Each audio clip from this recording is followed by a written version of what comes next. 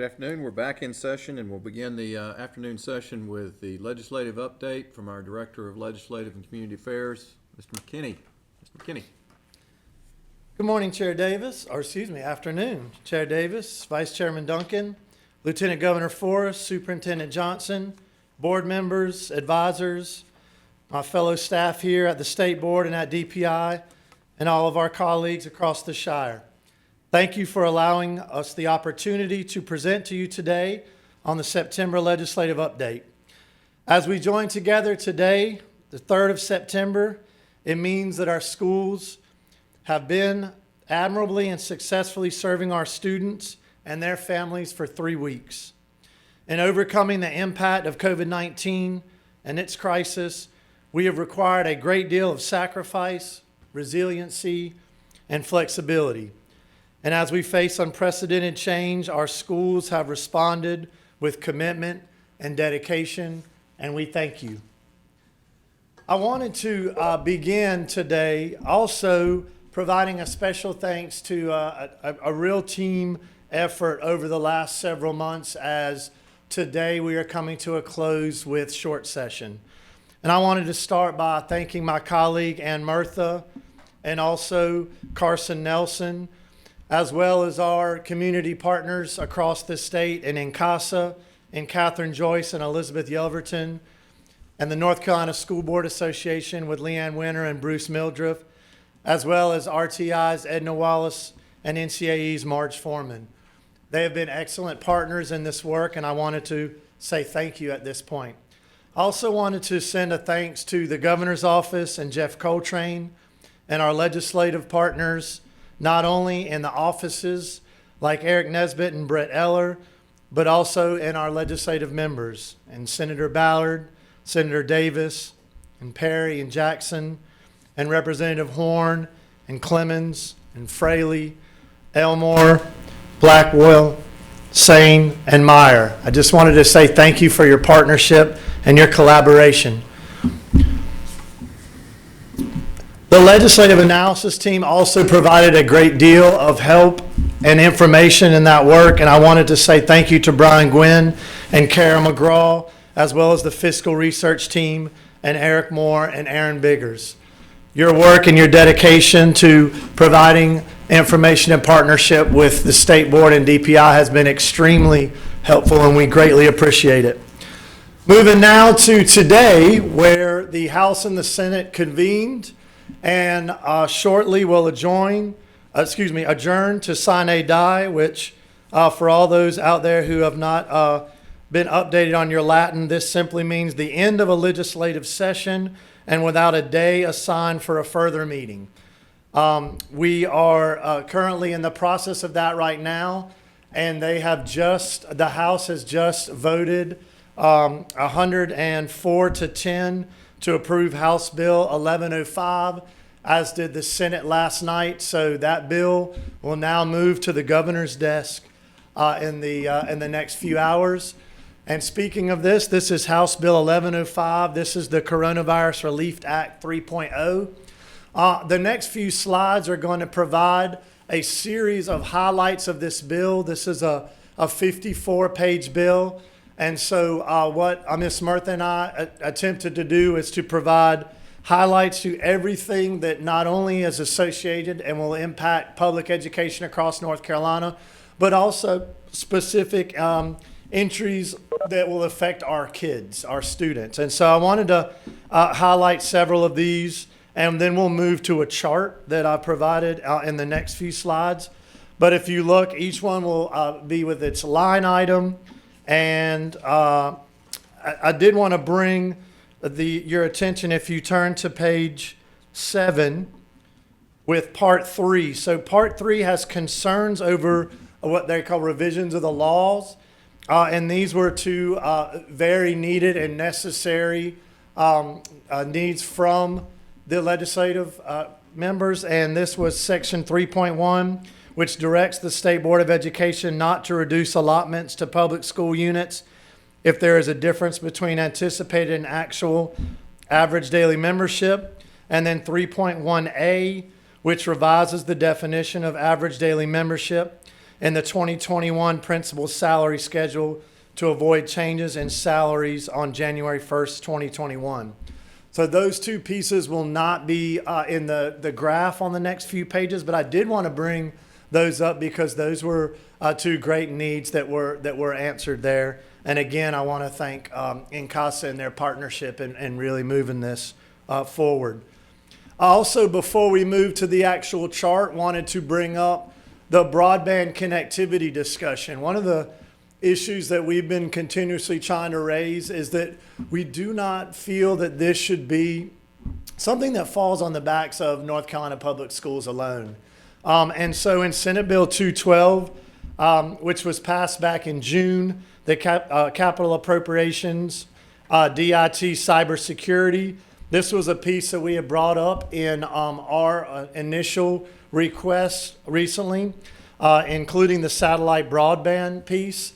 And so this bill, along with NCDIT and the GREAT Act, and if you see, there's several resources down there, including a North Carolina broadband mapping tool, which is a great tool to really look across our state at where those gaps are in our broadband connectivity. The Governor's Broadband Connectivity Task Force, which also includes Hometown Strong and NCBCE, has been a huge partnership in this grant act. And we're really excited moving forward about the possible partnerships between DPI, the state board, and DIT, and including North Carolina Public Schools possibly in this grant piece. So the next few slides are the graph, and I wanted to walk through this. What this does is it lays out not only the appropriations in House Bill 1043 and 1023, but if you see in the final column, this is the most recently passed House Bill 1105. Again, it is not law yet, but I just wanted to update what has been passed into the House, by the House and the Senate. And if we start with personal protective equipment, the state board request was $44.5 million. There's a $7 million piece from 1023, and then an additional $20 million from 1105, which totals $27 million there. Child nutrition programs, you can see there under 1043 and 1023, and I'll have some exciting news to share a little bit later in the presentation. School-based mental health, we had a request for $16 million. 16.5 to help us with student-based mental health programs. There was a $10 million grant from the 1043, but at this point there was no additional to this particular need. Exceptional children, we requested $17 million, and that request was granted and added to both a $5 million that was in 1023, which makes that last column $22 million. And also, if you remember, there was an additional $15 million in 1043 and the recently passed CARES Act 10%, $10 million. In cybersecurity and digital resources, there was a total of $75.998 million overall. We did recently ask for an additional $5 million in cybersecurity to work with our districts in a statewide. So that was not answered this time around. We're hoping if potentially with a Phase 4 congressional package that might be something we can return to. There was a $1 million provision using Gaggle. Jump Start program, again, the $70 million there. And if you turn to the next slide, district and school transportation and regional support, transformation, there was a 4.5 in the CARES Act, also with the K through 8 package. Digital curriculum, there's a 10.8 there. Funding for PSU, there was a 4.471 with those partnerships. Moving down now to broadband internet connectivity. Originally, there was an $11 million appropriation in 1043. There was another $10 million that was added by this bill, 1105, to bring that total to $21 million. And also I wanted to bring up those two pieces there, that $1 million for the SpaceX pilot program. If we take a look at Senate Bill 212 and the GREAT Act, that is encompassed in that piece. And then our original request was 15 million for broadband connectivity. So receiving 10 out of that 15 on this bill. The transportation request of 18 million was something that, again, as we move forward in our districts, return to a more Plan B, we're hoping to raise that issue up moving forward, as well as the Science of Reading State Board request for 3.25 million. So that gives a very broad summary of the bill. And again, for a more focused look, you can return to those previous slides, which have every single provision affecting not only North Carolina public schools, but also our students across the state. The Joint Legislative Education Oversight Committee met this past Tuesday, where Chair Davis, Dr. Bev Emery, Deputy Superintendent of DPI, and Dr. Liz Colbert, the Executive Director of North Carolina Virtual Public Schools, presented. The presentation is hyperlinked there. And then also 2 weeks ago, Chair Davis presented on behalf of the needs and challenges for the 2021 school year at the House Select Committee on COVID-19 and the Education Working Group. Presentation is linked there as well. We laid out specifically the priorities that are on the next slide there, amongst several others. And reverting back to that, the graph that was previously shared, you could see again how those needs were answered. Did want to bring up the House Select Committee on COVID-19 and the Healthcare Working Group. As you could see in this slide, there were many issues that were brought up that were also discussed in 1105. So that might give you some background there. Also, Dr. Mandy Cohen presented on the funding priorities for COVID-19 from DHHS, which is helpful in gaining some perspective at a statewide level. The next slide is, as I mentioned earlier, Governor Cooper's announcement for grants to expand internet access. So this was an additional project that we're very excited about, specifically providing grants to these 11 rural counties. So I believe, as you can see throughout the presentation, there's definitely that commitment in helping change internet broadband connectivity from that luxury that we've discussed to a utility. And I feel very hopeful that the partnership with not only DIT and also State Board and DPI, as well as NCBC and the governor's office, will continue this initiative. Did also want to include Governor Cooper's budget, the support for a determined North Carolina. There is a link there to the recommended budget. As you can see here, these are some of the highlights, and I wanted to make sure you all had a quick access to that link.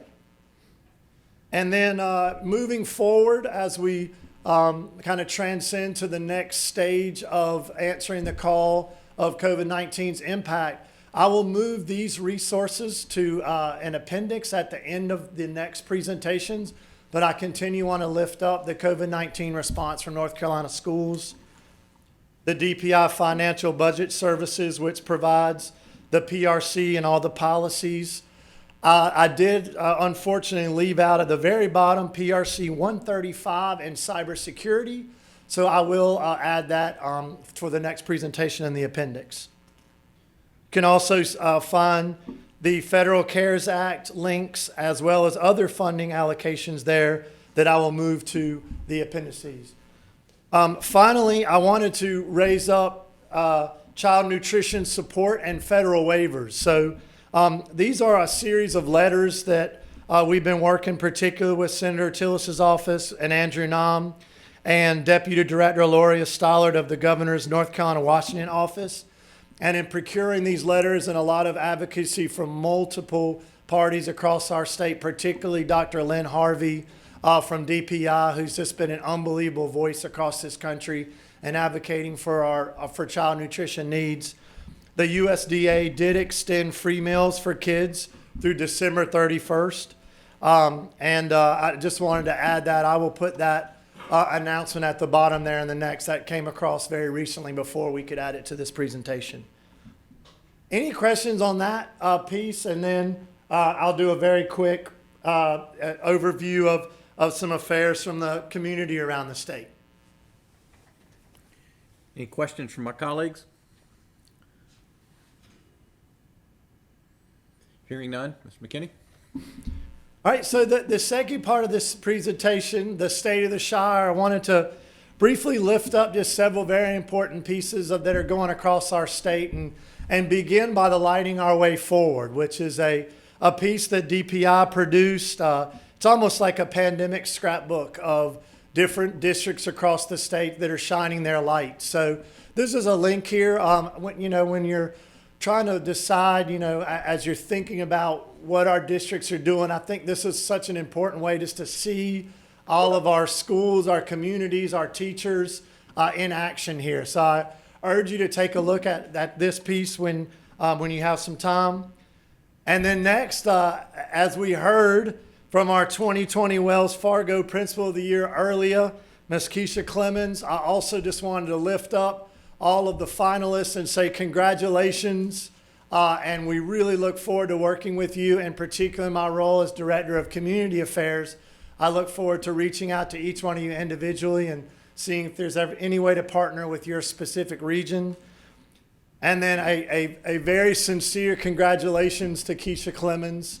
And I remember her and her students' presentation to the board some months ago and left an undeniable impression on myself and my fellow colleagues here. So again, congratulations, and we greatly look forward to working with you on the board. Wanted to bring up some updates in some of our school visits across the state, particularly Rowan Salisbury School System with Dr. Lynn Moody and Dr. Kelly Withers, their superintendent and associate superintendent. They put together an incredible back-to-school update for elected officials.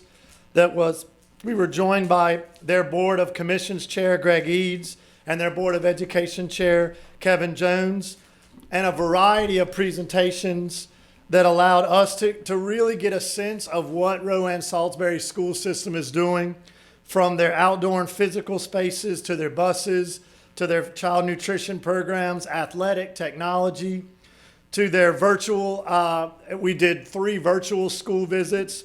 We also visited with their Summit Virtual K-8 led by Amy Pruitt, and also Access for All Students and their finance and HR update. So there's a link to a news report on that. But again, we were hoping to use this as a way to reach out particularly to that community and share with them what Rowan Salisbury schools are doing. So it slowly can looked at as a model for how other districts are making decisions as their 9-week period is approaching, and they're making decisions for whether or not they would remain in Plan C or Plan B. Also wanted to highlight our visit to Greene County Schools with Senator Don Davis and Superintendent Dr. Miller. We were able to visit Snow Hill Primary and Greene Central High School, where, as you can see in the next slide, Dr. Patrick Miller's picture resides up there in the class of '86. And so they were just 2 phenomenal schools to visit. I had such a privilege talking to educators Kristen White, Ashley Shaskawi, Allison Moy, Hayes Yarborough, Don Jarman, and Zola Colmenares. And it was great to hear their voices, to see their students in their classrooms, to see them teaching, but then also to follow up and listen to the joys and challenges as they've moved into Plan B. I was grateful for Senator Don Davis's participation in that as well. It was a very meaningful visit. And then finally, we ended last week and journeying to Carteret County Schools with Senator Norman Sanderson, Representative Craig Horn, Representative Ashton Clemens, led by Superintendent Rob Jackson. And we had the great fortune to visit 3 schools, principaled by Karen Wood, Beaufort Elementary, principaled by Jessica Emery, Beaufort Middle, and Jay Westbrook, the principal of East Carteret High School. It was a joy to listen and talk strategies with their board, not only their board chair, Bubba McLean, and vice chair, Clark Jenkins, but 2 of their board members, Brittany Wheatley and Catherine Chadwick, also joined us on all 3 of these visits. So to hear their perspectives and how they came about making very important and decisive board decisions really shed some light, hopefully, for districts. And I wanted to end on this last picture here with our friend Reggie Jones. And I feel like every school has someone like Reggie. And Reggie is the custodian of Beaufort Elementary School, and they call him Mr. Wonderful. And this because he's not only a mentor for these kids, he helps coach.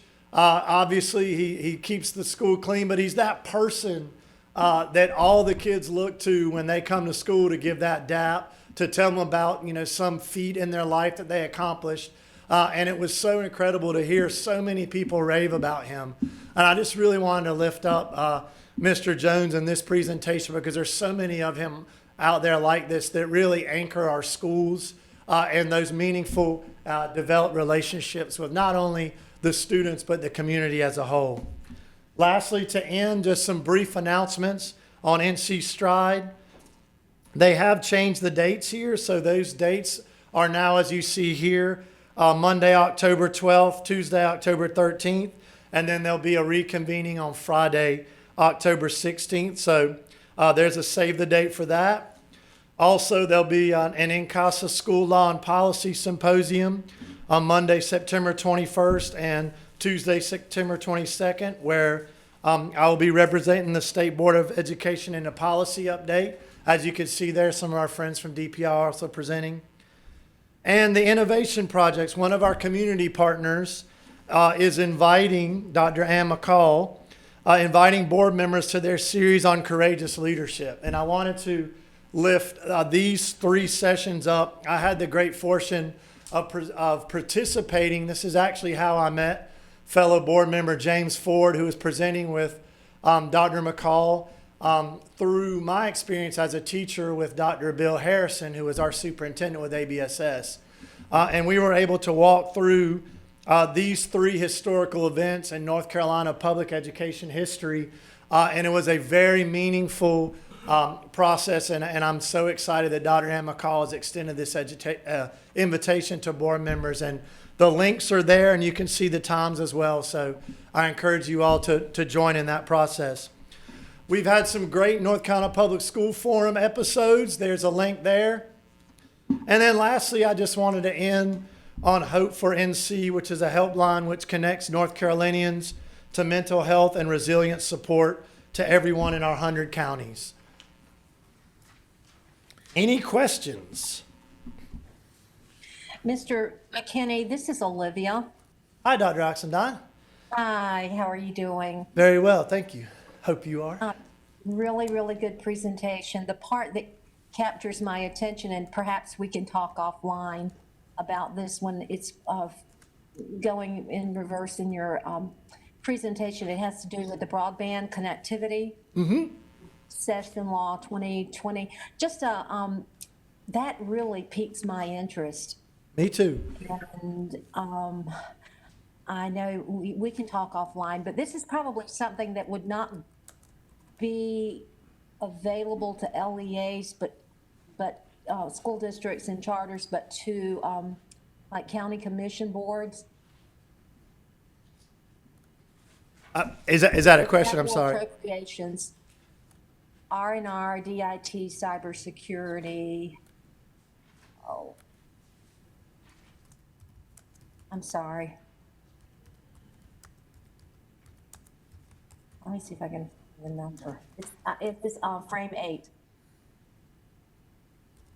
And is the question about who the appropriations go to? Yeah, does that, that doesn't seem like school district, but more like. Yeah, and I think that as I was saying earlier, I wanted to lift this up because I feel like there is a concerted effort right now to really shift the mindset of broadband connectivity across our state. And this is an incredible partnership that within this bill with DIT. And I also wanted to lift up that great grant program. And 1105 supports this with several appropriations. And that we are having conversations with Dr. Vanessa Wren and the Department of Information Technology, as well as the Friday Institute, and pulling DPI's connectivity team in there to see where there are opportunities potentially for LEAs to participate. So this is definitely a work in progress, but I feel like there's a great deal of hope, and then particularly with the with the governor's announcement to grant and expand that internet access in those 11 rural districts. I do feel like that these are, as it says on that slide, these are winning projects for us, and hopefully in the long run, it's going to change that the luxury of internet to a utility. So I would love to follow up with you offline and kind of keep you up to date on that progress. Absolutely. This is just music to my eyes as I look at the PowerPoint. Thank you so much. Me too. Thank you. Other comments or questions?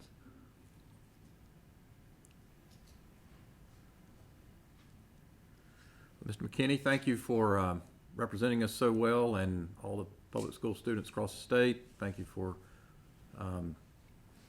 advocating for our students and for connecting us with those who serve our students on the front line in schools across our state. Honor, duty, and privilege. Thank you, sir. Thank you. We'll now turn to our last committee of the day, Business Operations, chaired by our Vice Chair, Alan Duncan. Mr. Duncan. Thank you, Chair Davis. On behalf of the Todd Chastain, we lead the Business Operations Committee and have a number of actions on first reading today. The first one is BizOp 1, which is approval of contracts over $500,000. I've gotten a couple of questions from board members on the NCAID cloud contract, and the questions are, first, what does this contract cover? And second, are there any enhancements on this amendment to the already existing contract that were not on the preceding contract? That is the amendment covering any new matters. I understand Michael Nicolaides may be on the phone to help answer that question. I hope so. Yes, Mr. Duncan. Okay. Hello, board members. This is the last renewal of an existing contract, the last option year, so we're exercising the option to renew for one more year. The contract does add two additional enhancements.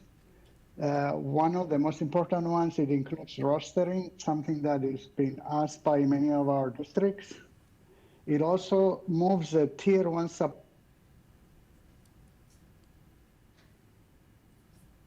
recommendations, which says we need to move the support directly to the vendors, so our districts can call the vendor directly for support. We enhance the existing SLA with the vendor, so we have a new SLA which protects the state further than the original SLA that was established 6 or 7 years ago. All right, thank you. Did that come through clearly enough for everyone to hear? I think there was a break in there at one point. Does anyone have any follow-up questions on that? Mr. Chairman, it's JB. Yes, please. I'm not sure if Mr. Nicolaides addressed it because it did break up for me. I believe NCAID Cloud is the vendor that we're working with to make sure we've got good access across the state. And it appeared at the beginning of the school year that was a pretty significant problem. And so I'm just following up to see if we're going to enter into this additional contract, all of our questions have been answered and expectations clear with Ed Cloud moving forward. If this is a different service or provider, then Yes, let me know. Yes, Mr. Baxter, this is the service that had the issues at the first and third day of school on August 17 and August 19. The vendor has provided us with a detailed technical report with exactly what happened. There were two slightly different issues on the first day and the third day. That information was released to the board and was released to some of the press that were asking more details. The vendor and we as DPI, we anticipated that we will have a lot more demand at the first day of school, especially being virtual, and a lot more resources were allocated to be able to cope with the demand. In addition, this service has a functionality that automatically adds more resources as the demand is higher. If you have higher demand than anticipated, it will provide more servers so it can serve all the users. Unfortunately, on the first day of school, the demand was beyond any of our original calculations because most of our users were using multiple devices and they still are. So we didn't anticipate that. And the system that automatically allocates more resources when there's higher demand, that's the system that failed, and that's why we had the issue. On this Wednesday, we had a slightly different technical issue. I don't want to get too technical. They have provided us with the technical resolution, and we then reviewed also the solutions they gave, and we reviewed everything they provided with the Department of Information Technology, with their technical experts last week, and everybody is fine with what they have done as a vendor. In addition, I want to say that the existing SLA provided the state with some credits because of the outage, and in the 7 years we have had this service, it's the first time that there were enough outages to trigger a credit. The new SLA, if that was in place, is actually better, would have given us more credit. Our goal is not to ever have to get any credit from any vendor. Our goal is the vendor should always be online and available, and we don't really want to get credits, but in case there are issues, the vendors must be held accountable. And that's why we updated the SLA. Any Thank follow-up you, Mr. on this Nicolaides. item or any other BizOp 1 contract item? Yeah, Mr. Duncan, it's Mark Johnson. I'll keep it very brief. I just really want to thank Michael and his team. Very, very hectic first day back to school, and then third day back to school when we had another incident, and they worked very closely with this vendor to resolve the issue first, to make sure it didn't happen again, and then a big thank you to Ryan Boyce for stepping in on the legal side too. It just so happened the timing of negotiating the amendment to this contract worked in our favor as well, because we've come to a place where I believe DIT was extremely had a lot of compliments for DPI because we did such great negotiating that we have a very strong contract. So as Michael said, we don't want there to be any more problems. We don't want these issues to happen. But we have a very strong amendment now that if something does happen, we know there'll be accountability on behalf of the taxpayers in North Carolina. Thank you, Superintendent. Any other questions or comments on these items? All right, not hearing any. Thank you for those questions and comments. Let's go on then to BizOp 2, which is the Teacher Compensation and Advanced Teaching Roles Pilot Program timeline. You will recall that we have spent a fair amount of time with this over the summer, and one of the reasons why is there was a change in legislation during the middle of the process, the potential awarding process, and that has changed the law some. We made some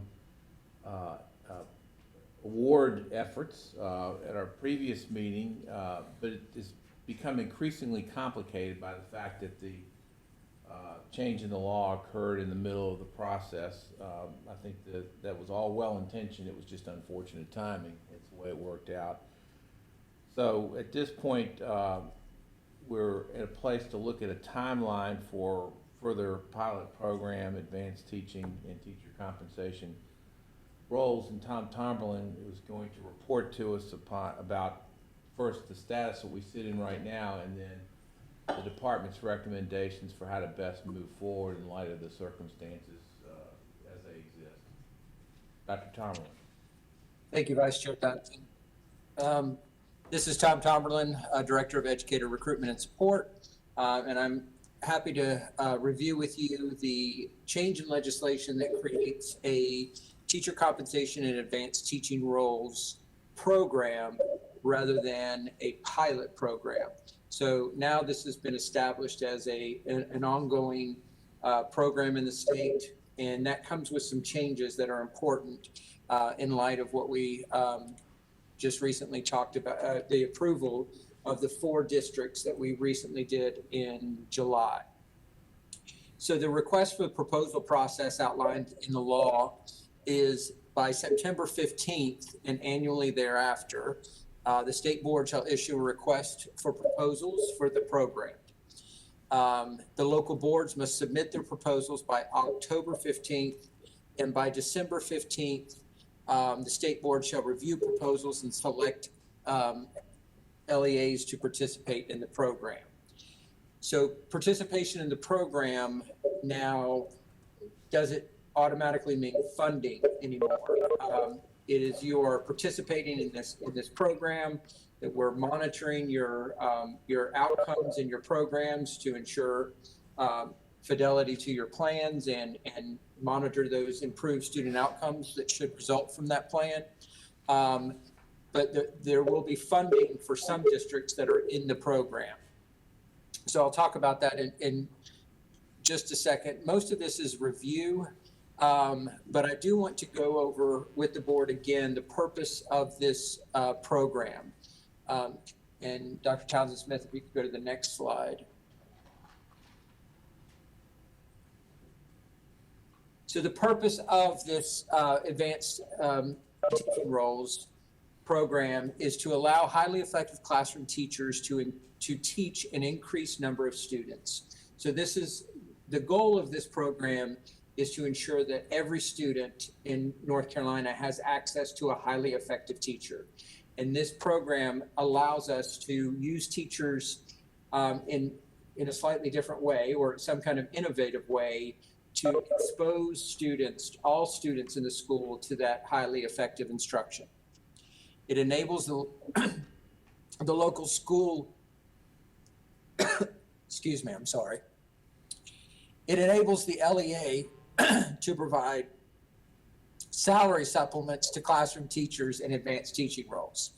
Now, this is outlined in the proposal, but because the funding is limited, we're really looking for LEAs that can support this increased compensation without relying solely on the grant funds.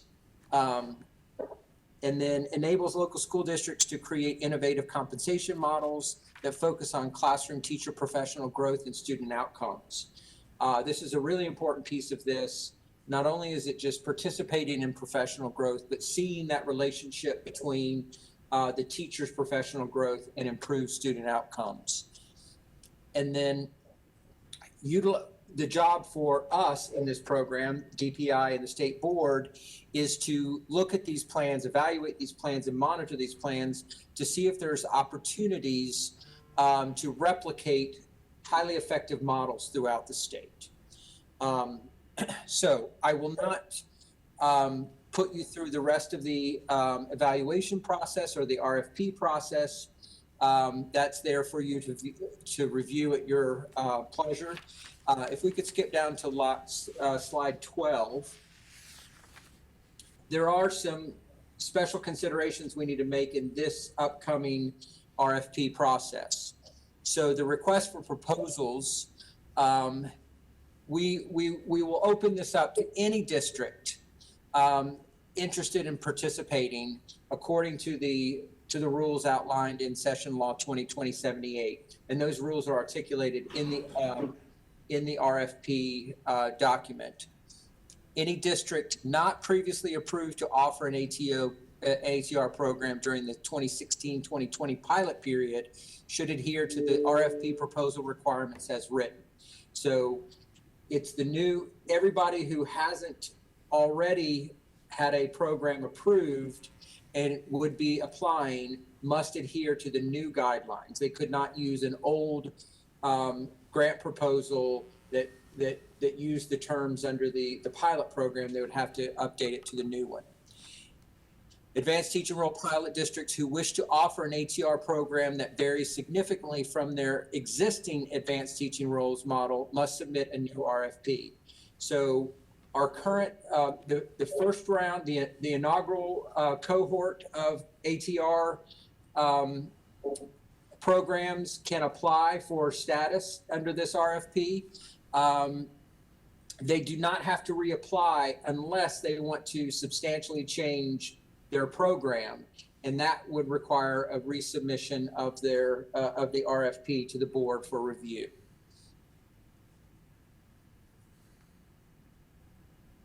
ATR pilot districts who wish to continue a program must submit a letter of request to become an approved ATR program. So any of the previously approved programs, pilot programs, can apply in this. And if they're not substantially changing their plan, it will just require a letter of request signed by the program manager of the advanced teaching roles program and the superintendent, and probably the board chair. We haven't created that document yet, but we will certainly make sure that both the administration and the local board of education are aware of the intent to pursue, to continue their program.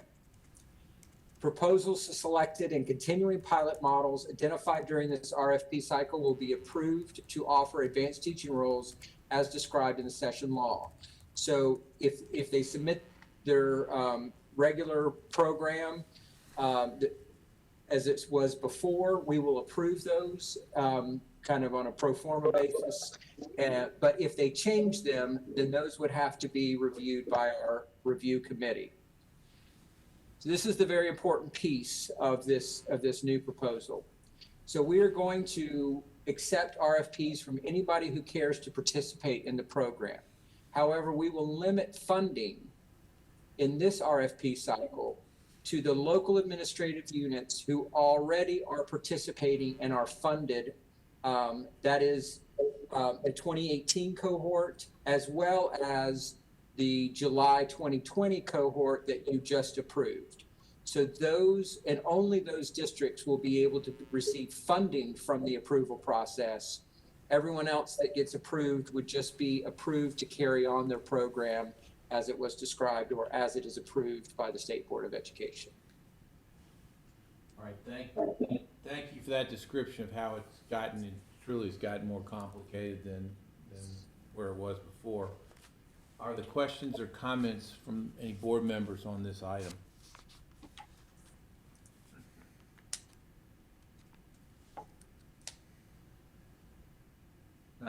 Not hearing any, the recommendation will be that the State Board of Education vote to approve the request for proposal to fulfill Senate Bill 681, Section 2.6B, when it comes up for vote later today. Mr. Duncan? Excuse me. Mr. Duncan? Yes. I just want to point out one other thing in the timeline. And perhaps this is work that the board would want to have their legislative liaison work on. The timing here would necessitate that the board would have to approve these proposals as an action on first read, because we're going to get the proposals in October, on October 15th. We have to have time for our reviewers to review those proposals and rate them, to come back to you with a recommendation. And that would mean you have to recommend them either at the December board meeting or at a specially called meeting on the 15th, which doesn't give the board any time to discuss any of the recommendations. And so I just want to make you aware of that the timeline is very, very tight on this. Yes, thank you for that reminder in terms of the timeline. And it's indicative of the difficulties that have now been presented in terms of trying to carry this out. And as you have said, there's no guarantee of any funding for any successful applicants at this point, other than the funding that has been provided to previous successful applicants. So it's a good deal. It's a good deal more complicated than it originally was. Anything else you want to add, Dr. Tyrone? No, thank you. I'm sorry. That's all right. BizApp 3 is our revisions for the USDA Fresh Fruits and Vegetable Program grant. This is a grant that, as members will recall, is an annual event, very important event, always, and even more so in these particular times we're in now for being eligible for this Fresh Fruits and Vegetable Program to supplement the nutritional values provided to our children. Lynn Harvey is here to provide the recommendation from the staff and to review the approach that's been taken. And first, before you start, Dr. Harvey, let me say on behalf of the many, many children in North Carolina who are so positively affected by the work that you and your staff have done, thank you for the work and the advocacy to help get the waiver from the Secretary of Agriculture. That was not easily done. Did not have a clear picture it was going to be done till the last possible day that it could be done, which was August 31st. And your persistence in getting the support of others, and we also want to thank the office of Senator Tillis, who also advocated, and Governor Cooper's office, who also advocated through the National Governors Association. So this was a multi-pronged effort, but you were at the head of it, and we are thankful to you for it. So we give thanks on behalf of our many students who will benefit from your work here. Thank you, Mr. Duncan. It is always a privilege to be part of such a hardworking team as the team from North Carolina that clearly advocated on behalf of the needs of our students, our families, and our communities. We appreciate your support as well. And good afternoon to members of the board, Superintendent Johnson, advisors, and guests. It is truly a privilege to join you today. As you heard, the department has been awarded the United States Department of Agriculture's Fresh Fruit and Vegetable Program for the 2020-21 school year. The USDA will provide just over $5 million to the department to be distributed among 212 elementary schools throughout the state. The goal of the program, of course, is to create healthier learning environments by providing nutritious snacks for students at no cost to the students, of course, during the instructional day. The fruits and vegetables are available to students outside of the school breakfast and school lunch program, and I must add, they're available in a variety of innovative ways, all dependent upon the creativity of the individual schools. Ultimately, this program seeks to help shape both current and future food habits of children by exposing them to more nutritious options for snacks. Now, the 4 criteria for awarding the funds are clearly prescribed in federal guidance. Recipients must be in elementary school. They must represent the highest percentages of students certified for free and reduced price meal benefits. They must currently be approved to participate in the National School Lunch Program, and they must complete an annual 2-part application approved by both the principal and the superintendent. Now, schools with the highest percentages of economically disadvantaged students must be given priority for participation in the program. And it's believed that students in this category have fewer opportunities across the board to consume fresh fruits and vegetables on a regular basis. The department received 215 applications, and following the federal guidance, 212 elementary schools with the highest percentages of economically disadvantaged students in rank order were selected, at which time the allocation was exhausted and no additional schools could be funded. So the elementary schools recommended for funding are attached for your consideration. It is important to note that since the original posting of this item, some schools have chosen to withdraw from the program for this year. These schools were replaced by other schools, of course, in rank order on the pre-established list. These were all eligible to receive the funds originally. Of course, the unique circumstances caused by the pandemic have caused many schools to reconsider their options to be able to provide those fresh fruits and vegetables to children. It is possible other schools may consider withdrawing given these unique instructional circumstances. Should this occur, we'll bring this information back to the board for further discussion and recommendations. So these items today, most recent information we have, is presented for your consideration. Thank you again for your continued support of providing nourishing, appealing meals for our students, our children throughout the state. Thank you, Dr. Harvey, and it's before us today for action on first reading with respect to where the program sits now. And I think, as Dr. Harvey said, if for some reason there's a change in the grantees occasioned by the circumstances of these very difficult COVID times we find ourselves in, then the department will report back with respect to any modifications that may be necessitated by that. Are there any other questions or comments on this item?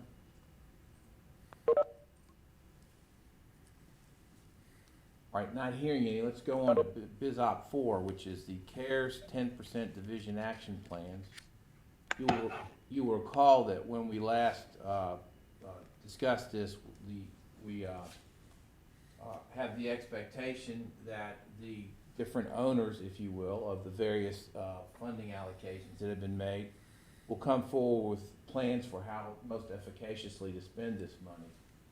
And so that's what we're going to start that process today. As we get plans, we will also look at allotments for areas where the plans are. And we want to make the very best use of this money.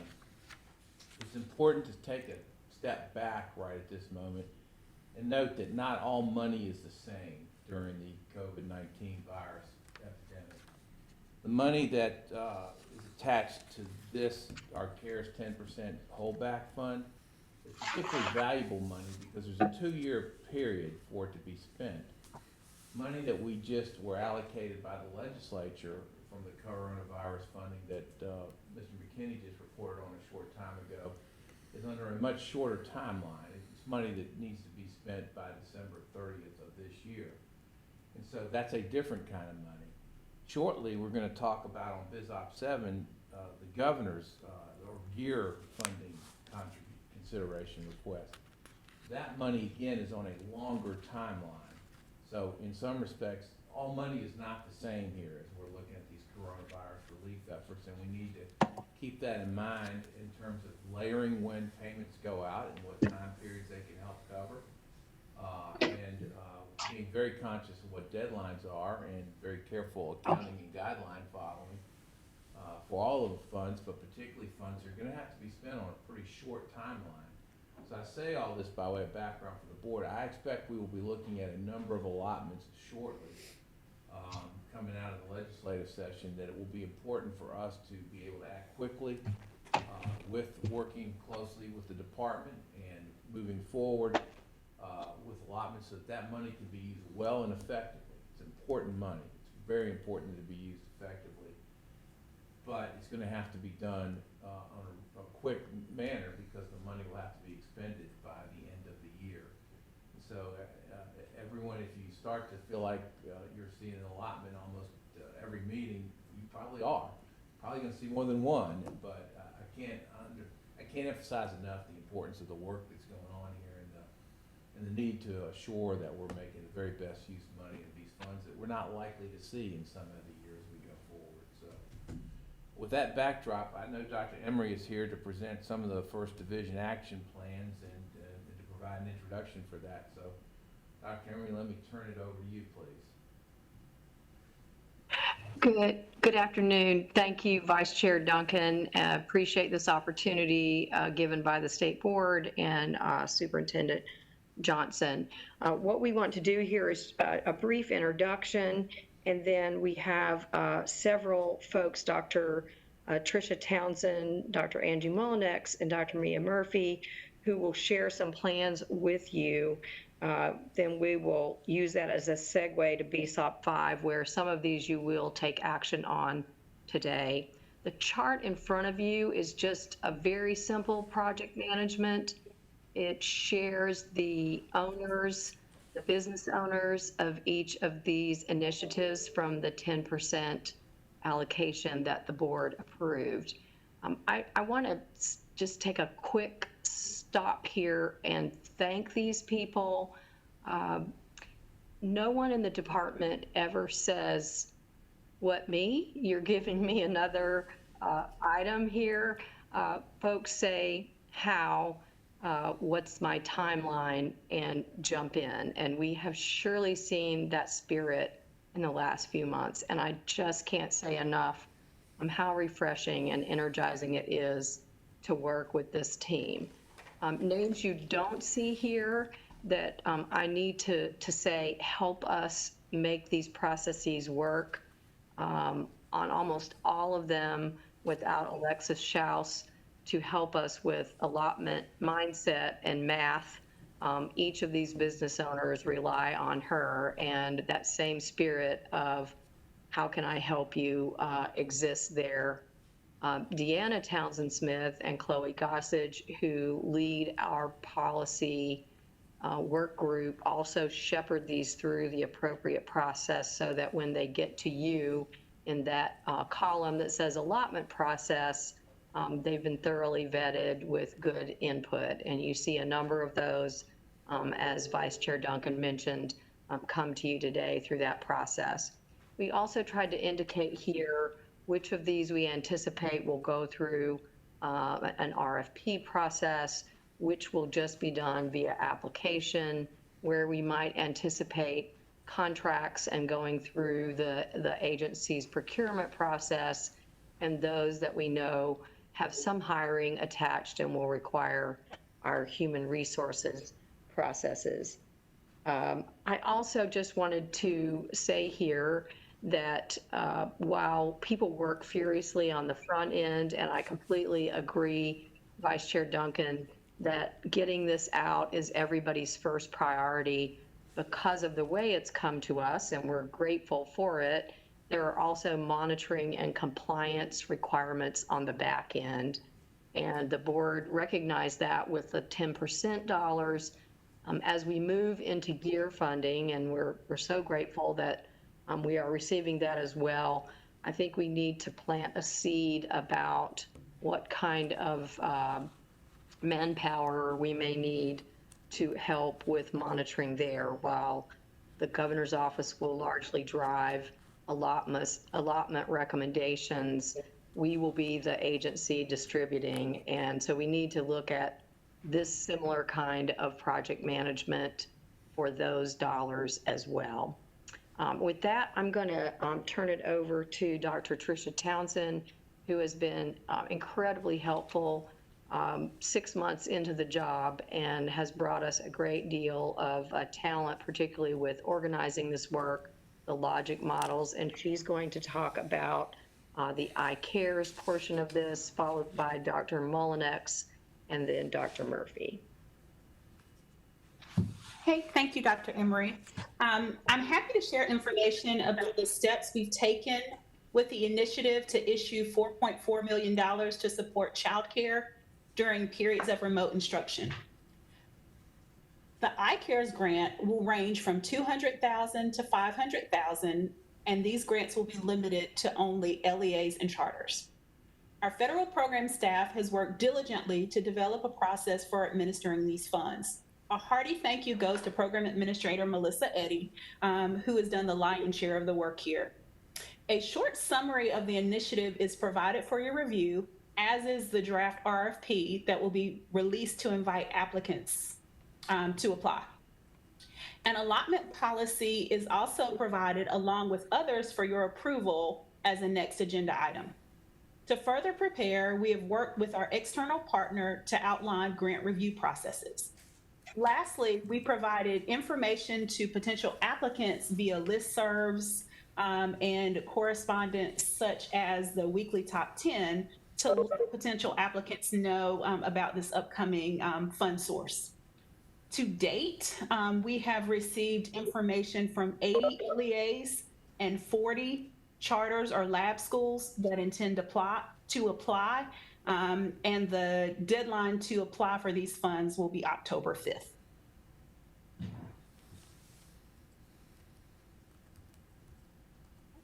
And now I'll pass the baton to Dr. Mullinex. Thank you, Dr. Thompson. Good afternoon, everyone.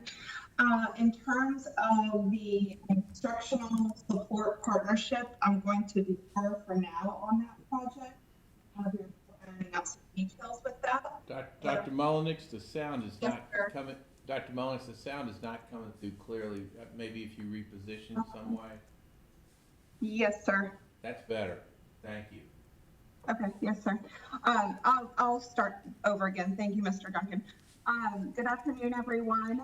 In terms of the instructional support partnership, I am going to defer for now on discussing that partnership. We're still ironing out some details with that one.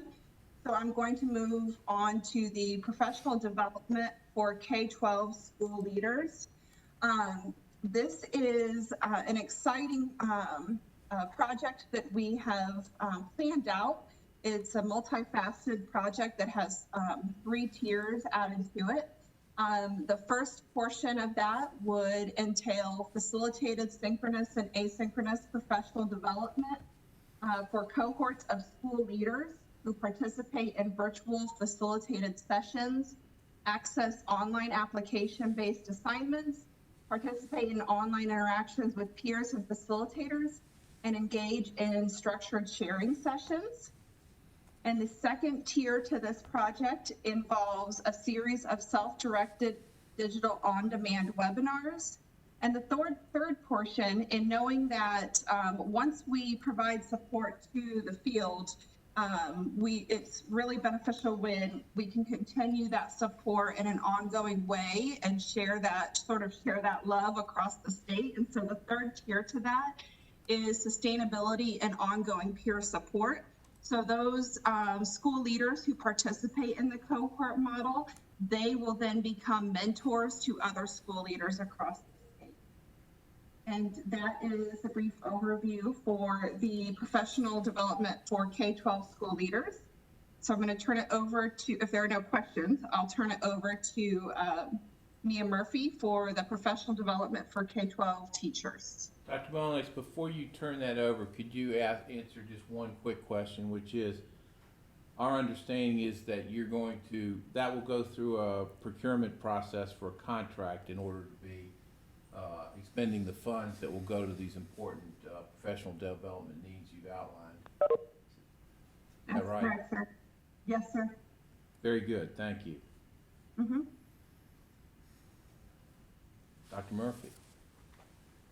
Good afternoon, everyone.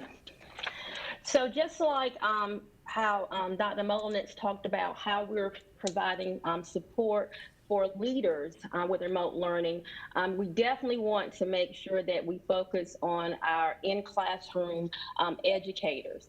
So for the funding for that particular area, we're doing it is two-pronged, where we have professional development webinars that actually started in the spring and are continued this summer and the fall, where we have surveyed all of our participants to see what specifically do they need that will support them in remote and virtual learning, and also looking at times and other things. But there's also been developed a 4-week asynchronous facilitated course that specifically focuses on teaching online and how to digitize your content. So you'll see here, if you go up just a little bit on Dr. Townsend Smith a little bit, you see some big ideas for the fall that we gathered from our surveys. Definitely a lot of learning management system, particularly Canvas, but also, purely instructional, feedback, communication, building your learner community for our professional development webinar series. Our teaching course is, it is designated for 4 weeks and at 20 contact hours. And it is cohort based, where we're actually taking teachers within one LEA to work with them. And it's facilitated by a trained instructor who is well-versed in online learning to really talk about what are those best practices. We work to make sure that it does not really speak specifically to one particular learning management system, since we have districts using a variety. So we really work on those best practices, as you work to transform and translate what you've done in traditional brick and mortar to figure out how best to teach that same content in an online learning environment. So these are our two methods to really work to prepare teachers for remote learning and support them. And I'll pause. I don't know if there are any questions. Let me ask one again, just a housekeeping matter, which is this again will be done, this important initiative for teachers, just like the important initiative for our school leaders, will be done through the procurement process in terms of how the money will be expended, correct? Yes, sir. Yes, sir. Absolutely. All right. And then I also wanted to check with Dr. Townsend. Dr. Townsend, I think you also have done work on the public school unit supplemental funds. That is the funding that would go from the 10% to the charter schools. And do you have an allotment proposal ready for that one as well, do you not?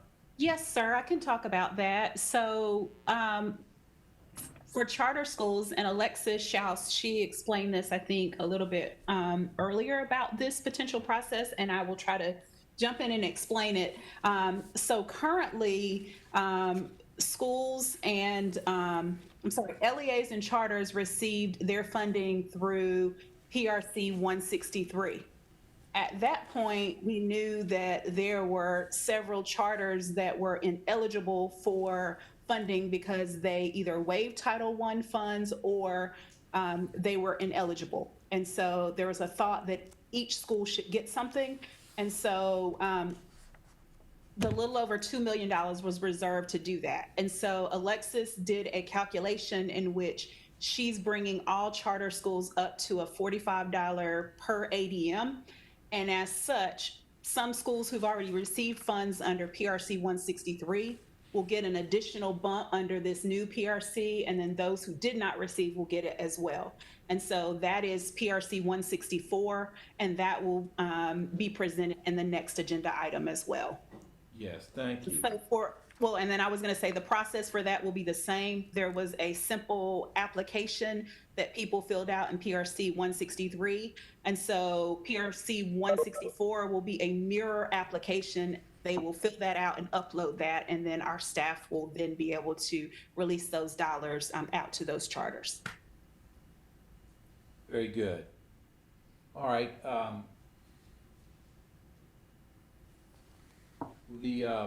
The items that are subject to contract, that is that Dr. Mullenix presented and was presented by Dr. Murphy, we will not move forward in terms of voting on a contract today. That's going to go through a procurement process. That will come back to us. There are, I do want to stop and pause. If there's any questions on the presentations that have been made at this point, please,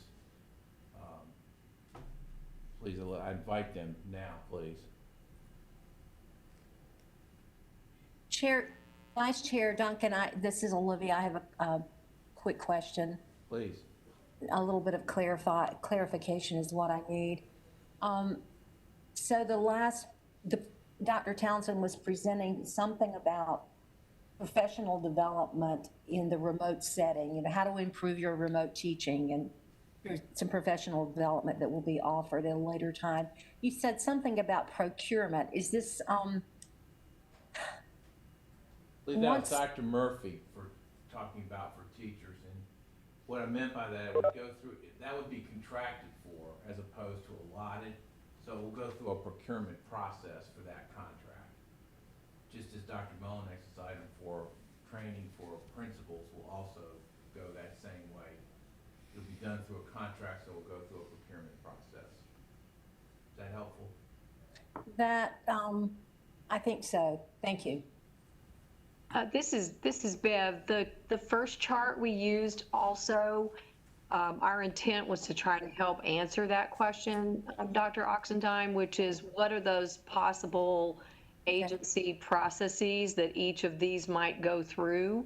Mm-hmm. So you may see them again, whether it's allotment policy, contract. So if you look back at that, that's our best thinking about where each of those items might work through the process. Does that help? That helps a lot. I've got 2 computer screens, so I'll find it. And one last thing I should say about this item is the at-home learning piece, which is a reference to the UNC at-home learning piece. That's still being worked on. You see a good deal of information about it in your materials, and we'll be taking action on that soon at a later meeting. I think it's almost certain that we will have an interim meeting before we get to our next full monthly meeting, and that almost certainly will be one of the items before us. Any other questions? Vice Chair Duncan, one other comment I wanted to just share, because we have all of these funds coming toward us, and it's a blessing and we're grateful. I did want the board to be aware that many of these business owners overlap. It does make for a full plate for them. But the Gears Act business owners likely will land with Dr. Molyneux and her team, and Dr. Colbert, Dr. Molyneux, Dr. Wren, and myself are project management on the USED K-12 Innovative Grant, and there is overlap. And so this is purposeful so that we align this work and maximize outcomes for districts and students. So I just wanted you to be aware that components here do overlap, and that's why you see some of these folks in multiple places so that we are most effective and efficient in how we use these dollars. Thank you. That's a helpful explanation and indicates the fact that people are working very hard and keep staying organized so we can account fully for all the funding and make the very best use of it. Thank you for those efforts. Without any more questions here, let's go to Biz Op 5, which is a related item. There are proposed allotments for two of the items you just heard about in terms of receiving the reports for the proposed action steps. One of them is the distribution of the public school unit supplemental funds, the 2.226992 amount. And the second one is for the $4,471,200 amount for the partnership with community organizations, both of which were just presented by Dr. Townsend a moment ago. I think, Alexis Schaus, that you have for us the proposed allotments for those two items. Yes, sir. This is Alexis Schaus, the Chief Business Officer. So you have you have 5 attachments in your materials. Each one reflects an allotment policy that is associated with a line item of this 10% reserve. Before I go through those, just because it is getting confusing, as Dr. Emery stated, there are many different sources of funds for these line items. And some of the items that are in this 10% reserve are kind of supplementing the coronavirus relief funds that we have had many, about 15 allotment policy line items. These were the items that were appropriated in House Bill 1043 and House Bill 1023. And the reason I bring that up is because many are getting very confused about the different timing of the use of the funds and the source of the funds and why funds cannot be combined. So these funds are separate from the coronavirus relief funds. If you remember, those CRF funds expire at December 30th, whereas the items that are brought to you today are part of the just under $400 million that are federal grant funds that will have a life until September 2022. There is also more restrictions on the CRF funds than underlying federal restrictions or maybe different restrictions on the CRF funds than we see on these on the K-12 emergency funds. And then as an item that is going to come after this is we're going to have the governor's emergency education fund, which is slightly different too. So this is why we cannot combine these funds, which not only obviously produces different policies, but it does create some complexity for the school district. But money is good. So, with that, going to Alexis, can I pause you just for one moment? Thank Yes, you sir. for that further clarification about it is complicated, the number of funds and the different timing. Today, for the allotment, we're just looking at the PSU supplemental funds and the partnership with community organizations. The other ones, which the board has gotten information on about how the allotments might be looked at, are going to be approved at the timing of when we get the reports for what the intended uses are. my understanding. So it's the PSU supplemental funds and the partnership with community organizations that we're looking at the allotments for today. There are 5 line items within that 10% reserve that will be going out to the public schools. Well, we're looking at 2 today because we don't have the reports on the other 3 yet, which are close to ready, but we're going to receive shortly. So that's why I was trying to say the two we're looking at today are the PSU supplemental funds and the partnership with community organizations, the K-8 digital curricula item, the learning management system licenses, and the grant support for exceptional children. We will get to those, and they're valuable, but not today. As soon as we get the Okay, expected uses for those, we will, I know you've already done a lot of work on the allotments, obviously, but that, I just wanted to make sure you knew that. yes, sir. So then I will present the two items related to what the presentation was just before, which is your attachment number 3 relates to the public school unit minimum, kind of the supplement to the CARES Act K-12 emergency funds. And these, as Dr. Townsend stated, are related to those public school units that so happen to be all charter schools that did not receive were underfunded for the CARES Act emergency K-12 funds.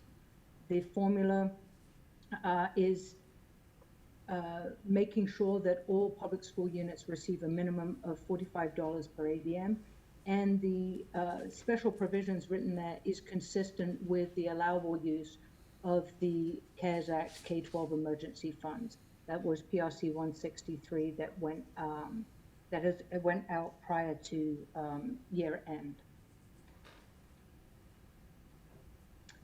The second item is related to the K-8 grant for the nonprofits and nonprofits working with LEAs and charter schools and lab schools. Again, this is similar language to the Coronavirus Relief Fund grant. However, there is no match requirement. So this provides an additional $5 million, or just under, excuse me, it provides $4,471,000 on top of the $5 million that was already appropriated. All right, thank you. And these are the two items that we'll be voting about today on the Biz Op 5 item. Are there questions on the allotments for either of these two items?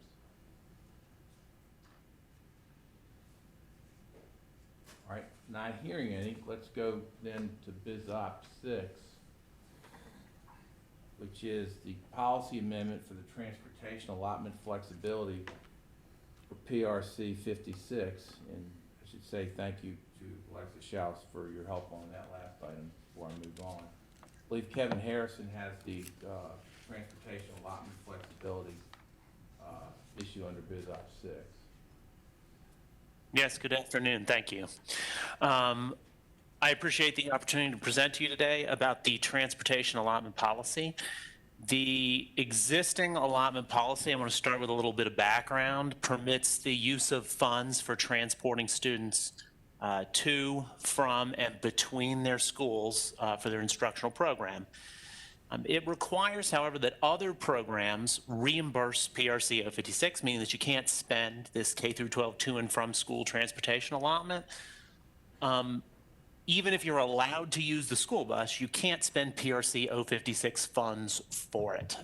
So usually there's a mileage or per student reimbursement rate depending on the situation, but other programs like remediation, federal programs, pre-K transportation, or something as simple as school field trips. Those are other programs that may support the instructional program of the school, but they're not allowed. They're not allowed from PRC 056 funds, which are to support K through 12 to and from school transportation. Mom, can you give me that? Emergency management would also fall under that existing allotment policy. So the issue with that is that school districts are now considering not bringing students in. Okay, so we have some districts that are operating under a limited Plan B, where they're only bringing some students in. There's some districts that are operating under Plan C, where they're not bringing many students at all in. And so the issue here is that when they're not providing transportation between home and school, they wish to innovate to support students. If you can advance it to the next page, that'd be great.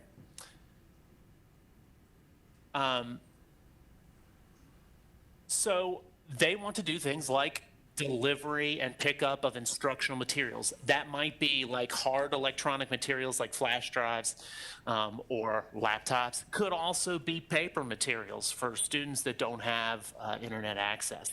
They want to be able to transport students to small group instruction, transport them to supervised learning labs to supervise their remote instruction.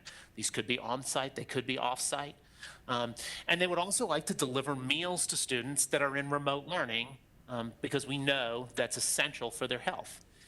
But these purposes, though permitted under statute as a permitted use of school buses, an LEA can't use their existing PRC 056 funds for those purposes.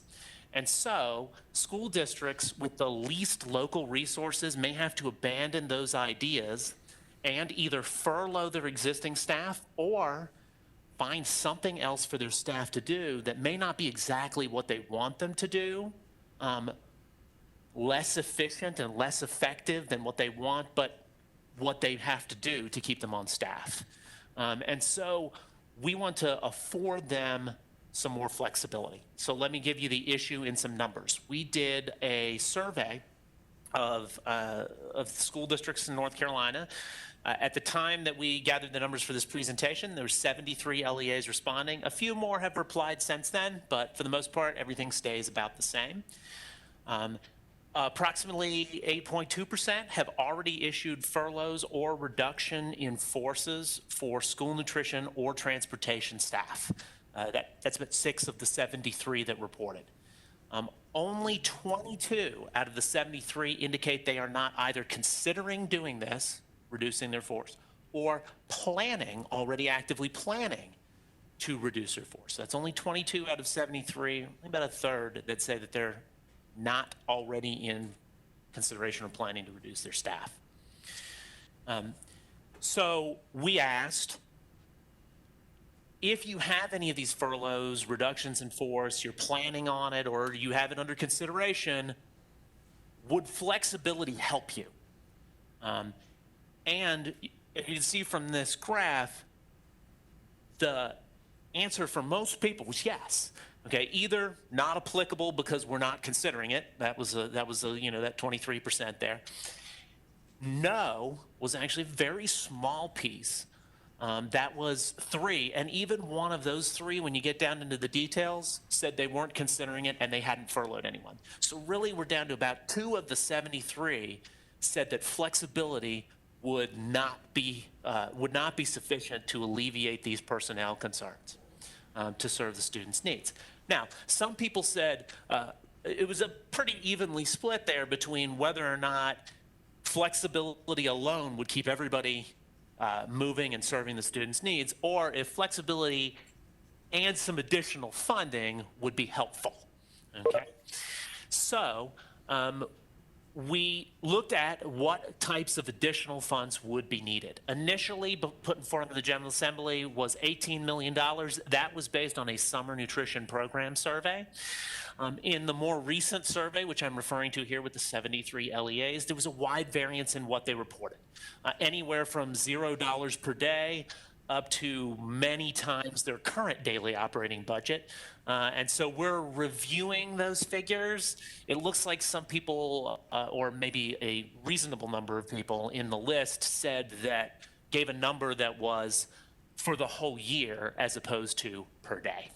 So we're looking at that, but most likely, most LEAs are going to come, except for the very large ones, are likely going to be under $1,000 per instructional day to support all the purposes that they might wish to do. So what would they do? We asked them questions about what that they would do. We asked 2 questions. 1, if you had flexibility only, or 2, if you had flexibility and additional funding, what would you do if you had that flexibility and additional funding? We used the primary things that we've heard from the school districts to sort of line them all up, but we gave them the option for other. There were not really many other other out there with only a few people saying anything other than these. Transportation of school nutrition to students not in the buildings, 82% would say they would use it for that. If they were provided additional funding, that got a few more percentage points in there. You'll see that by and large, all the way down this chart, if additional funding is provided, a few more LEAs, which amounts to about 5 or 6 in these percentage numbers, about 5 or 6 additional LEAs would use the additional funding to provide additional purposes. Overall, though, most people, flexibility alone, they'd be able to do a lot of these things. Transporting students, school nutrition to students not in buildings, using school buses for daytime Wi-Fi hotspots, over half. Transportation and distribution of instructional materials or equipment, such as laptops, to support remote instruction. That was 68% to 79%. Transportation to supervised learning labs. These were one of the more, next two were one of the two of the more innovative things that we had heard school districts asking for permission to do. Either transportation to learning labs not led by instructional staff, or small group instruction where they, with instructional staff leading those small groups. The common terminology, which I don't know whether I'm a fan of it or not, but in media it's been called the pod. Small group instruction led by actual LEA instructional staff. Those were a little more innovative. We saw only 24 to 27 and 21 to 26% interested in those in particular. We threw in this last one, even though this isn't allowed purpose presently, we wanted to know if it was going to cost people more to do it, we wanted them to put that down as well. This is where they would transport more EC students in than the rest of their plan would otherwise indicate. So if they were going to transport more exceptional children in daily, even while they were only transporting other students in 50% of the time or a third of the time, 2 days a week. That, because of Plan B capacity restrictions, might cost additional funding. We wanted to know if they would do that. So many people said, though it doesn't require flexibility, most people, around 70 to 75%, said that this was an important aspect for them as well of additional uses. So what was the objective of this policy? The objective of the modification to policy was to recognize the special circumstances, allow the school districts to expend their PRC 056 funds for purposes, specific purposes, which support the instructional programs of the school and purposes which support the nutritional needs of students. We don't need everything under the sun, but these two particular things, if they support the instructional program of the school, we want you to be able to use the school bus.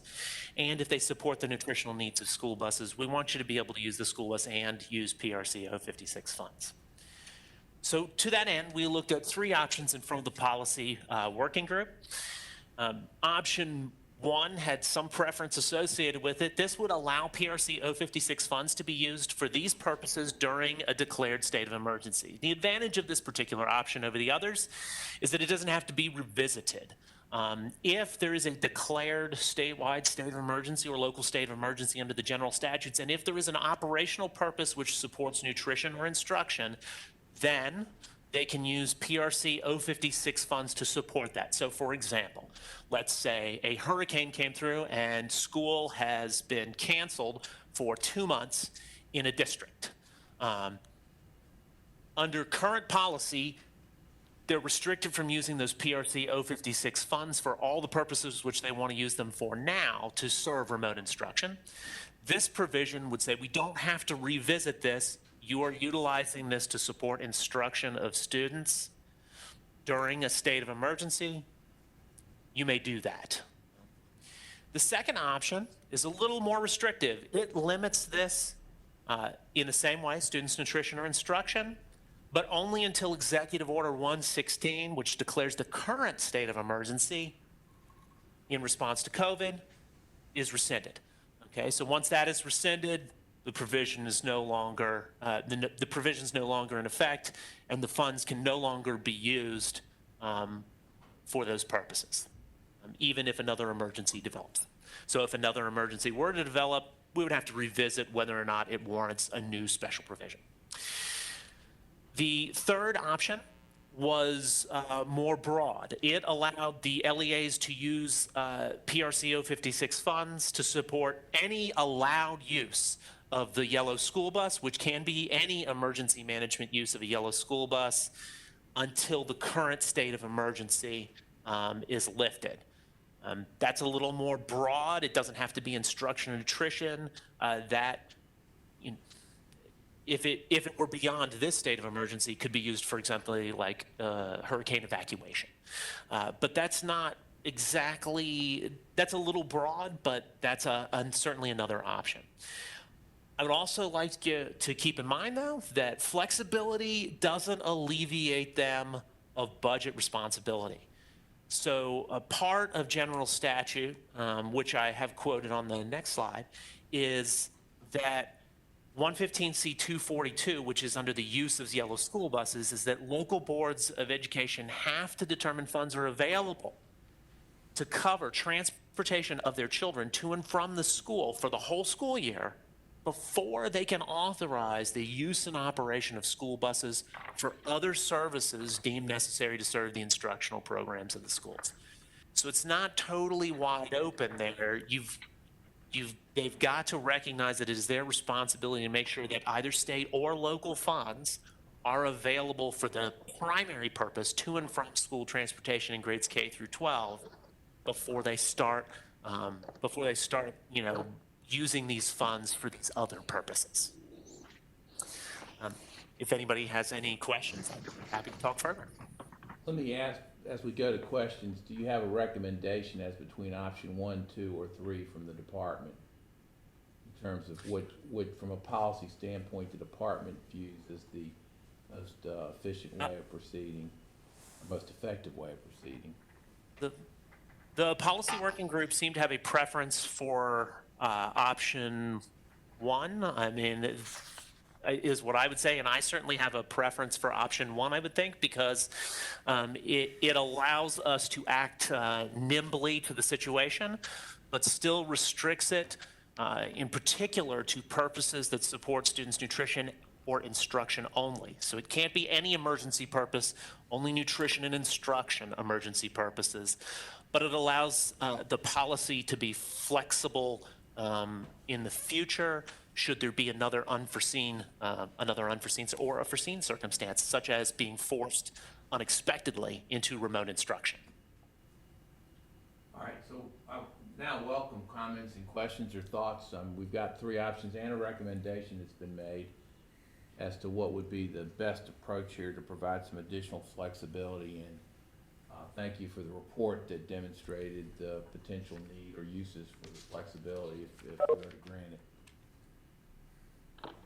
Mr. Duncan? Yes, please. This is Ms. Kamnitz. I'd just like to add to the very strong argument that Mr. Harrison just made that I have heard from several superintendents in the Northeast region of the state concerning how important this flexibility would be for them in the reality that they're living in right now. So I wholeheartedly would support this change, and having listened to the presentation, I too am inclined towards option 1. Thank you, it's very helpful. Others, in terms of, as we go to vote, I prefer if we narrow down by consensus to one option so we can vote for one option if possible. But if we have disagreement, that's fine. We just need to know so we can flesh that out now. Other thoughts or viewpoints on this?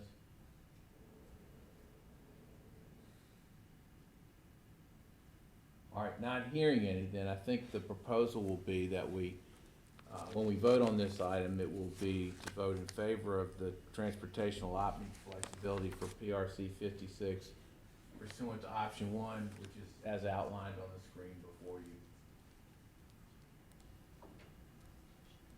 Thank you very much, Mr. Harrison. Appreciate your work through all of this pandemic time. Thank you, Mr. Duncan. We're now at Biz Op 7, and although it's marked for discussion, I think that was more of a placeholder for a period of time because we did not know till recently that the gear funding would be coming forward. So I would ask that everyone please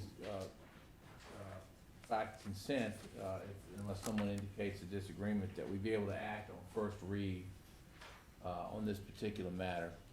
Turn to Chair Davis for that. Without objection, so ordered. Thank you. First of all, we want to say thank you to the governor's office. There's, I believe the fund is around $93 million that the governor has available, and there are a lot of uses the governor could put that to. And the governor has chosen to put $60 million to K through 12 education in the first round, and there is, I believe, something like $11 million that's been held back. And although we hope we have no needs whatsoever, real life has told us we're going to have needs and have had serious needs through this pandemic. So we are very grateful for this help. It's badly needed, and it's been directed in ways that I think make a lot of sense. And we are hopeful that we may be considered for some future needs should that come up as we go forward. So again, we thank the governor very much for this support and show of confidence in our students and support for their needs. Jeff Coltrane is here to talk about the proposed allotments. There's been a lot of thought given within the governor's office, and then assistance sought from the department to set out the mechanics of it for us. But I think the governor's office has really thought this through. So please, Mr. Coltrane. Thank you, Vice Chair Duncan, Chair Davis, Superintendent Johnson, Treasurer Falwell, and members of the board. I'm excited to be here with you this afternoon and to share these draft allotment policies and allocation formulas for the Governor's Emergency Education Relief Fund. This has been a team effort, I'd say, across state government, both in terms of trying to determine how the governor would like to allocate these funds to best meet the needs of our students, but also in terms of developing these policies and the formulas. We worked closely with the team at the Office of State Budget and Management and the Pandemic Response Office, as well as with Deanna and Chloe and the Policy and Legislative Work Group here at DPI. So I want to thank all of them for their input on this. As Vice Chair Duncan mentioned, the Governor's Emergency Education Relief Fund is actually part of the CARES Act. The CARES Act had a 10% set aside of the total that went to education, which was about $30 billion. So $3 billion nationally that went to the GEAR Fund. North Carolina received just over $95 million from the fund for the governor to allocate based on needs in the state. And really the intent of these funds is to provide emergency supports to school districts, post-secondary institutions, or other education-related entities for addressing the impact of the COVID-19 pandemic.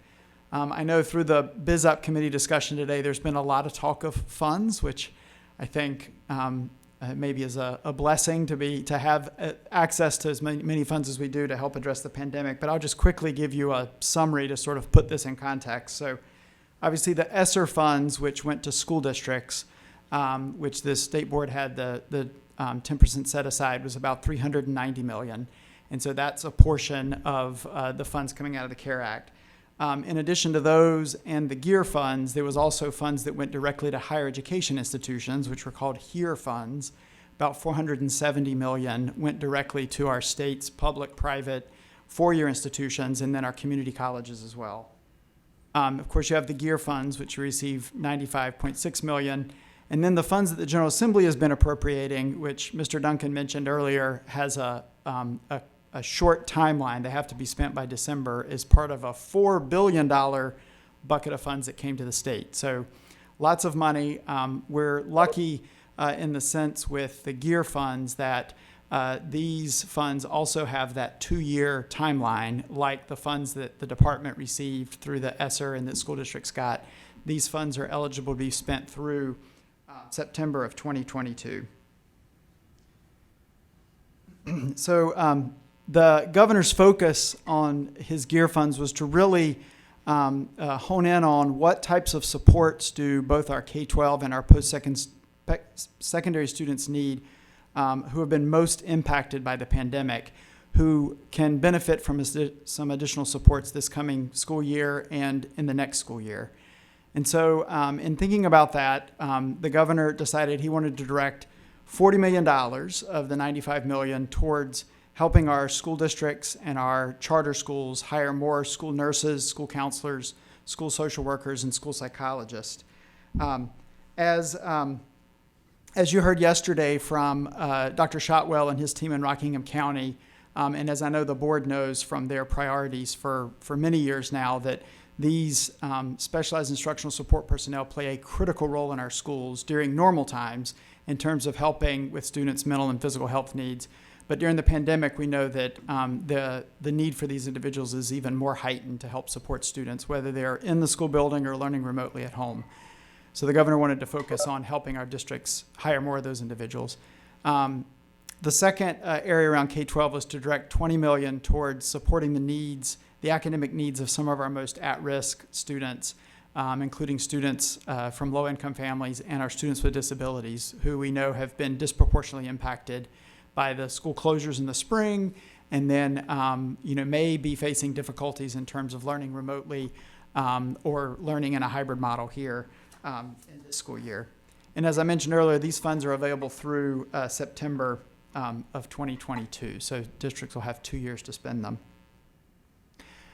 So focusing in first on that $40 million allotment for specialized instructional support personnel, and you have in your materials the draft allotment policy and how the funds under the formula that we're proposing to you would be allocated out to districts and charter schools. But these funds, again, as I mentioned earlier, are for either employing or contracting with these specialized instructional support personnel to provide physical and mental health services.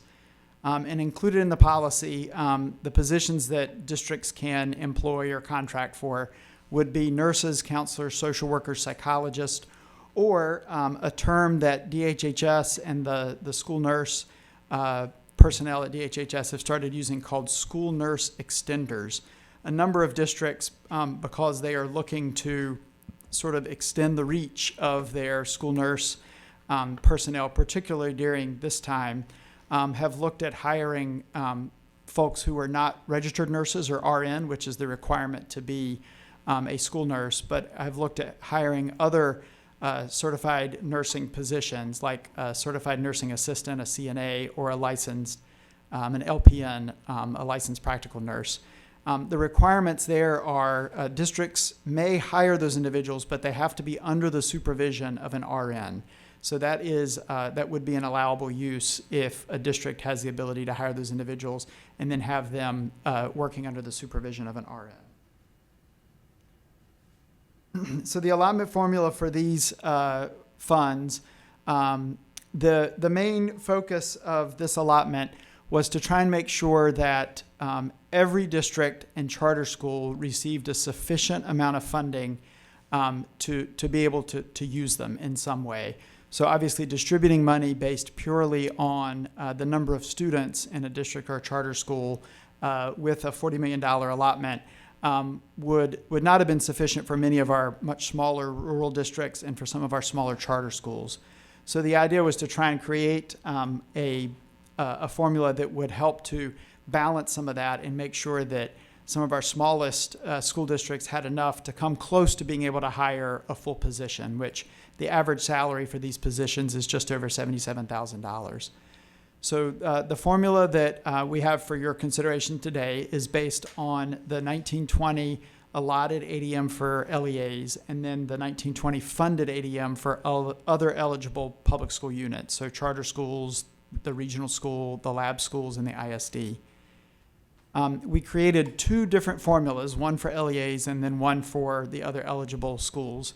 For LEAs, they would receive a base amount of funding equal to 50% of the average salary and benefits of a state-funded instructional support position, which is just over $38,000, plus $1 per ADM on top of that. For our charter schools, lab schools, regional schools, and ISD, they would receive the higher of 12.5% of the average salary, which is just over $9,000, or the $1 per ADM. For charter schools, lab schools, regional schools, and ISD, this ensures that each school receives at least the statewide average dollar amount per student, which is just over $25. And also make sure that some of our smaller charter schools receive significantly more money than they would have if it was just based on ADM. The second allotment that we have for you today is focused on supplemental instructional services. And as I mentioned earlier, this allotment is really to help provide funding for supplemental instructional services for supporting the academic needs of at-risk students, students in poverty, and students with disabilities through additional instructional supports. So the policy does list some services that may be included. This does not mean these are the only things that this could be used for, but these are some examples. Employing or contracting with additional instructional personnel like a teacher or a teacher assistant, paying stipends for the State Board's NC Education Corps for the members who join the Corps, providing tutoring services or after-school programming, or purchasing instructional resources, curriculum materials, or devices to help support students. To ensure that the allotment is sort of balanced in terms of where it gets used, no more than 10% of this allotment at the district level can be used for resources, materials, or devices. The formula for this allotment is very similar to a number of other allotments, including the at-risk student allotment. 50% of the funds would be allotted to districts and charter schools based on the 2019-20 allotted or funded ADM. And then 50% would be allotted based on the percentage of students in poverty from the 2017 census. Charter schools, lab schools, regional schools, and the ISD would actually get the average dollars per student in poverty for the state. Before I open it up for any questions or discussion, just wanted to share with you a little bit of information about how the governor is looking to direct the rest of the funds from the $95 million. $15 million is going to the community college system to provide tuition assistance to students enrolled in short-term workforce training programs. These are programs that are not leading to an associate's degree, but might be leading to a credential that has workplace value or is industry recognized for a job or a career. These are programs that will be on the leading edge of getting folks trained for the recovery to come economically, but also these students were not included in any of the higher education funding that post-secondary institutions received from the CARES Act. It was only students enrolled in degree granting programs. In addition, the governor is going to direct $10 million to provide tuition and financial assistance to students in our UNC institutions and our private independent institutions. $6 million to UNC, the $6 million to the UNC system, and $4 million for our independent colleges. And then lastly, there's two UNC institutions that serve either all high school students, the School of Science and Math, or a large portion of their student population are high school students. And because they are not classified as fully universities, the School of the Arts is a university, but their high school population is not considered post-secondary students. Or in the science and maths case, they're not a university, but they're also not LEAs. The institutions did not receive any funding for those students either. So the governor's directing $566,000 to the UNC system to go to those two schools to provide what they would have received if they were an LEA, or what the General Assembly would have appropriated to them if they were also an LEA. The remaining $10 million, as Mr. Duncan mentioned earlier, is going to be held in reserve to address other needs moving forward, with the goal that by September 2022 we'll have it spent, but I would imagine over the course of the fall and into the winter we'll probably start seeing additional needs pop up and look to try and fill those holes with those additional funds. Mr. Duncan, I'll turn it back over to you. Thank you.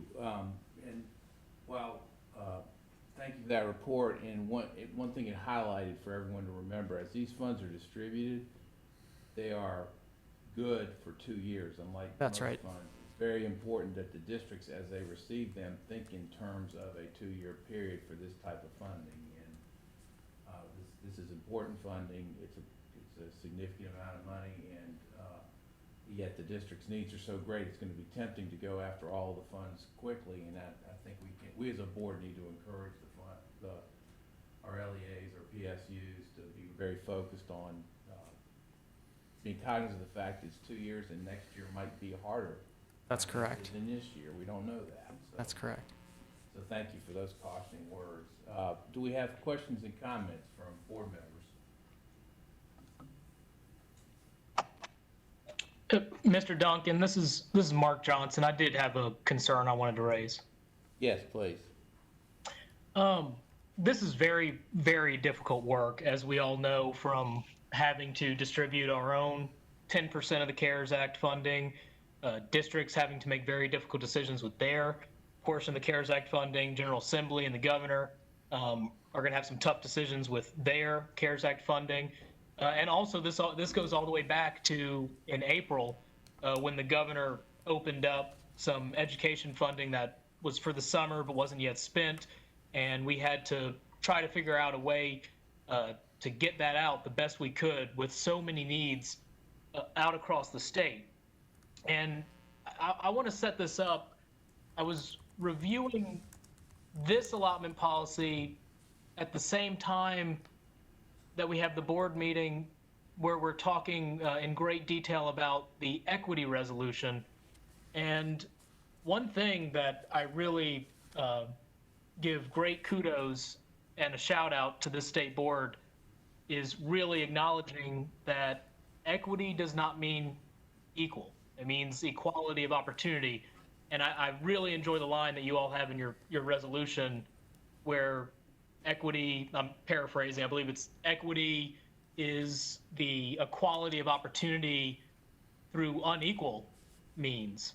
And I think it goes above and beyond to even highlight that a student in Wake County schools is going to have needs to get to that equality of opportunity, but the needs might be different and actually might be greater in Halifax County or Jones County or Washington County. And I just would raise the concern that in this state board allotment policy, it seems based on that presentation and the documents I'm reviewing that for the $40 million, the only difference in allotments are whether it's a LEA or a charter school. So all local school districts are getting the same allotment formula. And the reason that is important is because if this money is going to be used to hire personnel, it is one, very challenging because you do need the resources. And as Jeff pointed out, you're talking about a salary near $80,000.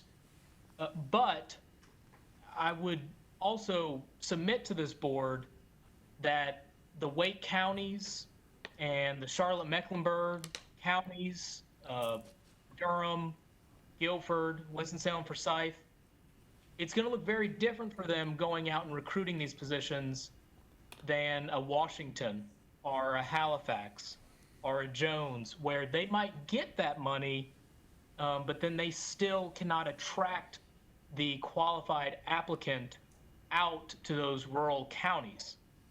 Now, I think that's something where only time will tell, and maybe it is the case that if we do it more on the ADM, that even if a small county only has money for one person, one hire, they'll still get that person. But I think you can talk to anybody who has experience in Northeastern North Carolina. One issue, obviously, is funding, but another issue is just are the people out there that can do this job. And where I hear that all the time is with teachers. And in addition to that, we talk a lot about how the General Assembly's done a lot for bringing the teacher salary up, but you still have the differences in what local counties can do for the supplement, the local supplement. And that's a much higher in Wake County, and it's different out in the Northeast. I'm just putting that out there. This is the state board's decision with the governor. I think you might probably run into the same issue with the way the formula is done for the 20 million as well. Poverty is a good indicator of trying to address problems of equity. But poverty in rural North Carolina does look very different than poverty in urban North Carolina. Now, it's not to say that one is worse than the other. They're both terrible and very hard to overcome. But again, when you're looking at equity, I just feel like there's probably some other allotments you can look at to try to address those issues that we know, and I specifically call out Northeastern North Carolina. We know Northeastern North Carolina is really struggling with right now. And I would just submit that to this board, whether you want to take that or move forward with this allotment policy. I just felt like I had to raise that concern that I had. Mr. Chairman. Thank you for those comments. Mr. Coltrane, I think you wanted to say something, then we'll come back to other board members. I'll just say, Chairman. Superintendent Johnson, thank you for sharing that. And I think in both of these allotments, the equity piece was definitely high on our minds as we were trying to brainstorm, which is why particularly for the SISP, thinking about that, rural districts, small rural districts are going to have more difficulty with recruiting and hiring these individuals, and under a pure ADM allotment would not generate enough funding to actually do it, that we added in that base amount. So if you look on the sheet, Bertie County, for instance, just purely on ADM with this allotment, they would have gotten about $40,000, but with that base amount, it bumps them up to be above a full position, so trying to make sure that they are getting that sort of boost, if you will, was the intent. So I appreciate your comments on that. And I agree. I don't want it to seem like there was not an effort made. There clearly was. I definitely just want to point out the struggle that Northeastern North Carolina will face, even if they get the money, if it's not something where they can make it possibly more attractive to come out to Northeastern North Carolina and not take the job in Wake County or Guilford County, Winston-Salem, Forsyth, Asheville, or Charlotte-Mecklenburg. Agree. Thank you. I think Treasurer Falwell, I believe you were trying to make a comment. Yes, thank you. Just to put some context into what Superintendent Johnson just said, I was the keynote at the drive-through at the only high school in Terrell County this year, 38 graduates. The number of people in that entire county is about equal to the student faculty population at Myers Park High School. 52% of that county's land does not get taxed because of who owns it. And they've suffered a 26% decline in sales tax revenue because of COVID. And my point of saying all that is, on top of that, when you look at the big bulk of CARES Act money that came into North Carolina, as you probably recall, $471 million of the CARES Act money was earmarked for large population centers. To give you an idea of how that broke down, Alamance County, as you talk about local funding, is going to get about $6 million. Guilford is going to get $93 million. Forsyth, and right next to it's going to get 12. So there's a lot of numbers to look at in the context of what Superintendent Johnson said. So thank you. Thank you, Treasurer Falwell. Mr. Chairman? Yes, please. I just want to make sure, it's JB, I just want to make sure I'm tracking this. I'm looking at the ADM allotments, and I just want, because of Treasurer Falwell, I just looked, I'm seeing Tyrrell County's getting $80 for average daily membership. Charlotte-Mecklenburg, $22 per ADM. When I looked at some of the northeastern sites, I'm seeing about twice the amount per ADM, or maybe 3 to 4 times, depending on their size, as some of our larger counties. And then second, I think it's always a mistake to look at these in isolation.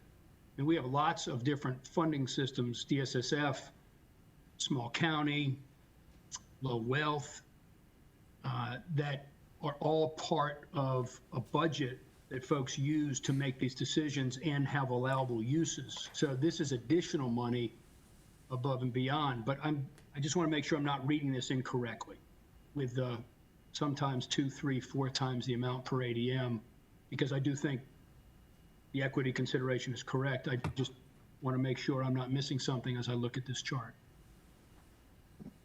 That is correct, Mr. Buxton. So the per ADM amount on the far right is the amount that is the dollar amount that they're receiving in the formula divided by the number of students. So in Hyde County, they're receiving $87 per student. Appreciate it. Other questions and comments from board members on this proposed allotment? I'll just add again that, yes, I did review the materials and I see the ADM is much higher for some districts. The point is where that money ends up. If it's not at a salary that can potentially make sure that that qualified applicant is drawn out to that county, if not already in that county, which is something we hear from Northeastern North Carolina, that becomes the issue. And so if we go forward with this, I do very much hope that there might already be these applicants where if you only have money for one, then there is that one person in that county that can do it. The fear is, based on what we know about Northeastern North Carolina and the population decreasing, will you be able to attract someone if they're not already there? Or are they going to get attracted, to, like many other people in North Carolina, leaving rural North Carolina to live in suburban or urban North Carolina? If I can say, I appreciate the point that you're making. It falls under all kinds of allotments that we make at different times, and grants, frankly, they're made. You'll recall we recently had a grant procedure that no money went to Northeast North Carolina, and that's not because anything was done other than completely consistent with the grant. And the money will be used well, but no matter what procedure, there are some occasions where that happens. The bigger issue, which is not from any one allotment, including from this allotment, is how do we find ways to make going to our less populated areas for highly trained, highly skilled, highly qualified education professionals, how do we make that much more attractive for them? And that's not just for today's topic, although I think you are putting it in as part of the discussion, which I appreciate, and I think other board members do too. I think it's a much bigger, larger issue we need to spend a lot of time on as we work on our equity initiative in a broad context. So I appreciate the point being raised, but I think it's much broader than this one proposed allotment. I know you agree with that. And I would just say, I think the ability to recruit qualified individuals out to our smaller rural districts is at the heart of the issue around providing a sound basic education. And Leandro is that it's really the heart of that. So Superintendent Johnson, thank you for raising that. Yes, I agree. I just would add that I think we should start with that today. All right. Are there additional comments from board members or advisors that you'd like to add? We want to make sure we're thorough in getting all the comments out here, and at the same time, we also recognize we're running late in our meeting. We want to complete things from a scheduling standpoint in a reasonable way. Don't want to discourage comments, though. This is an important topic. They're important funds. Others who have comments? Chair Davis, this is Olivia. Yes, please. Just a very quick comment to certainly tie in and echo Superintendent Johnson's comments about the attention and the discussion around equity, which I will always be the first to raise my hand for giving very deep consideration to placing resources where they are of greatest need in our northeastern area, all rural pockets of North Carolina. And that really does tie in and resonate with one of my concerns that I raised yesterday about the resolution that's going forward. I think this issue right here on funding is just goes to the heart of what matters to me when it comes to equity. And I just, regardless of the resolution, I hope that we will continue talking, having discussions about equitable funding in our areas and our pockets of greatest need. Thank you. Thank you, Dr. Oxendine. I think we all agree with that, so thank you for expressing it. Other members and advisors who have any comments, please.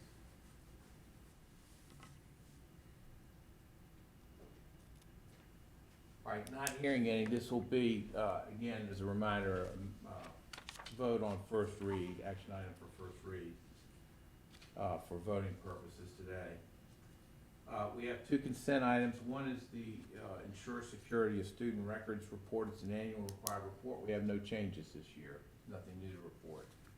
The second one is a certification of a finance officer, and we have one certification this month for the finance officer at Duplin County, home of our own Reggie Keenan. So we have that. Update on contracts. I've not gotten any questions on executed or planned contracts for this month. If there are any, I will stop and pause so that they can be asked. And the consent items as well, for that matter. Any questions? Comments? Then a requested update. We have the agency vacancy report. I've not gotten any questions or comments from that, but I will stop and pause if there are any. We certainly want Ron Paxton to have a chance to address those. And finally, our monthly budget report. You'll notice it's in two formats here. It has been prepared so that you now have the year-end report from the last fiscal year through June 30th. You'll recall when we met last time that was not quite completed or ready, but it is now.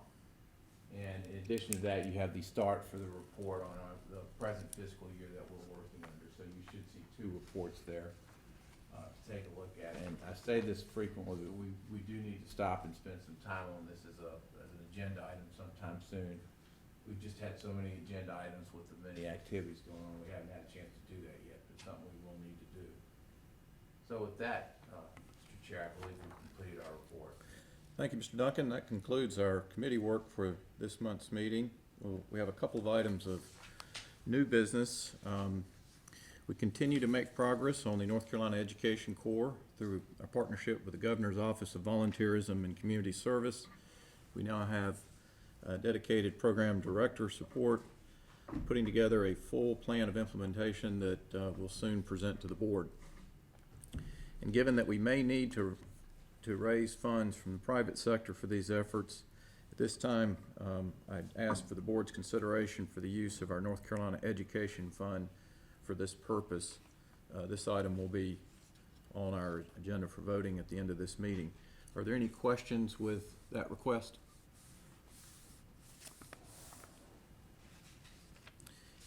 Hearing none, we'll have that on our action item. Also, we know that our partners at the General Assembly continue to make progress on our request to hold districts harmless for the 2020-21 school year. The board continues to commit to ensuring there's an option in place for any such action taken to adjust funding levels for the school year. And if a board meeting is needed prior to our regularly scheduled October meeting to deal with this issue, we'll meet immediately to detail any next steps needed to make sure districts have the necessary funding to maintain current operations. And then a final item of new business. Unfortunately, this will likely be the final regularly scheduled meeting that our colleague, President J.B. Buxton, attends. We're delighted that the students of Durham Technical College have Mr. Buxton as their leader. I think they are getting a terrific education leader for both faculty and students at that school. We'll have a more formal thanks to Mr. Buxton for his service on the state board, but at this time I just want to express on behalf of the board to you, Mr. Buxton, our appreciation for your service as a member of this board, for your expertise in education issues, and for your caring for the students of North Carolina. Would you like to make any comments at this time, Mr. Buxton? Thank you, Mr. Chairman. Okay. Board members will now vote on any item requiring action. For your committee reports, a thorough discussion and report was provided on each item, including any respective consent item. I call your memory that any item on the consent agenda is primarily not complex and may have come to the board for discussion in a prior month. I note also that board members have seen these consent items for at least a week. This time I ask if there is a request to remove any item from consent action or action on first reading agendas, and I'll note from my colleagues that we will vote separately on the strategic plan framework and the equity resolution as separate votes from the other items to vote for. And also note for the record that Mr. Buxton has recused himself from EICS 1. Hearing no items to be removed, I'll also mention a couple of points of clarification. In the SLA report, SLA 2, dealing with the cohort graduation rate, the board will receive the cohort graduation rate report for the 2019-20 year as opposed to approve as stated in our materials. And I'd like to call on the chair of that committee, Ms. Jill Kamnitz, to confirm that as well as an addition to SLA 4. Ms. Kamnitz? Thank you, Chair. And yes, I would like to again clarify that on SLA 2, we will be voting to receive that report. Quickly, if I could direct your attention to SLA 4, which is the remote instruction program, the remote instruction report. After Ms. White's comments yesterday, she and I and Ms. Shaw Coltrane had some discussion, and we would like to, we have added, with the board's permission, a paragraph to the section of the report that provides any other data deemed by the state board to be useful to the JLEOC in evaluating the delivery of statewide remote instruction.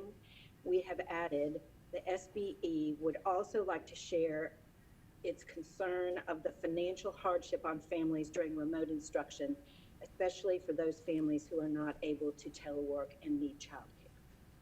So just wanted to point out to everyone that we have made that change. And I thought Ms. White's comments were so powerful yesterday and certainly convinced us that that was a critical piece of this, needed to be a piece of this report. Thank you, Ms. Kamnitz. I think that's a worthy addition. Any questions for Ms. Kamnitz on that addition to the report in SLA 4? Hearing none, the final point of clarification is that in BizOp number 6, we will be voting to approve option 1 as recommended by the BizOp committee. So with those points of clarification, I now ask for a motion to approve the following: the July 24th, 2020 meeting minutes, the August 5 and 6, 2020 meeting minutes, the August 14, 2020 meeting minutes, and the following: EICS 1 through 3, SLA 1 through 4, and 8 through 9, BizOp 1 through 9, ES&P 1 through 4, and use of the State Board Education Fund for the Education Corps. Is there a motion to that effect? So moved, Olivia. Motion by Dr. Oxendine. Is there a second? Second, Wendell. Second by Mr. Hall. Any discussion on this motion? Hearing none, Dr. Townsend Smith, will you call the roll to capture the vote? Yes, sir. Mr. Buxton? Yes. Dr. Oxendine? Yes. Ms. Kamnitz? Yes. Mr. Keenan? Yes. Mr. Hall? Yes. Dr. Tipton Rogers? Yes. Ms. White? Yes. Mr. Chastain? Yes. Mr. Ford? Yes. Treasurer Falwell?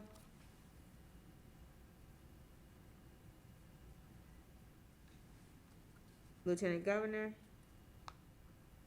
Vice Chair Duncan? Yes. Chair Davis? Yes. Motion carries.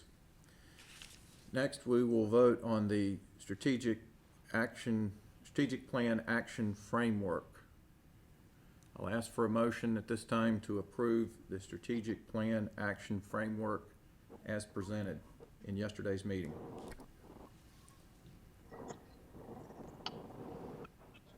So moved, JB. Motion by Mr. Buxton. Is there a second?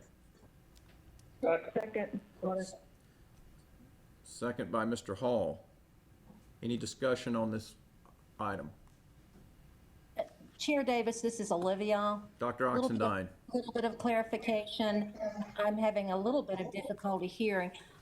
So are we separating out the action framework from the resolution? Yes. Thank you. Yeah, this motion is just for the strategic plan action framework. Any other questions on the motion? Hearing none, Dr. Townsend Smith? Yes, sir. Mr. Buxton? Yes. Dr. Oxendine? No. Ms. Chemnitz? Yes. Mr. Keenan? Mr. Keenan?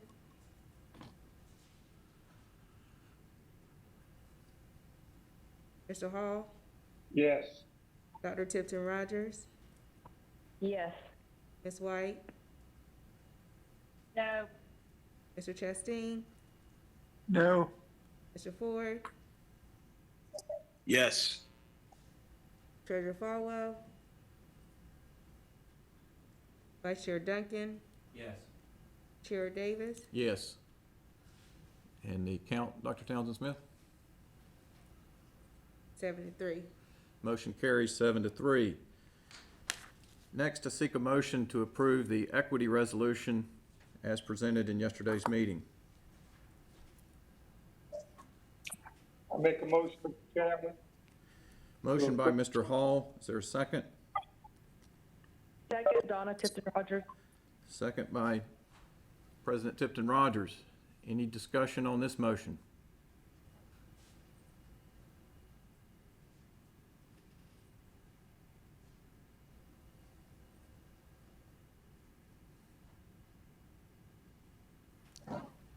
Hearing none. Dr. Townsend Smith, we call the roll. Yes, sir. Mr. Buxton? Yes. Dr. Oxendine? No. Ms. Chemnitz? Yes. Mr. Keenan? Yes. Mr. Hall? Yes. Dr. Tipton Rogers? Yes. Ms. White? No. Mr. Chastain? No. Mr. Ford? Yes. Treasurer Falwell? Vice Chair Duncan? Yes. Chair Davis? Yes. Motion carries 8-3.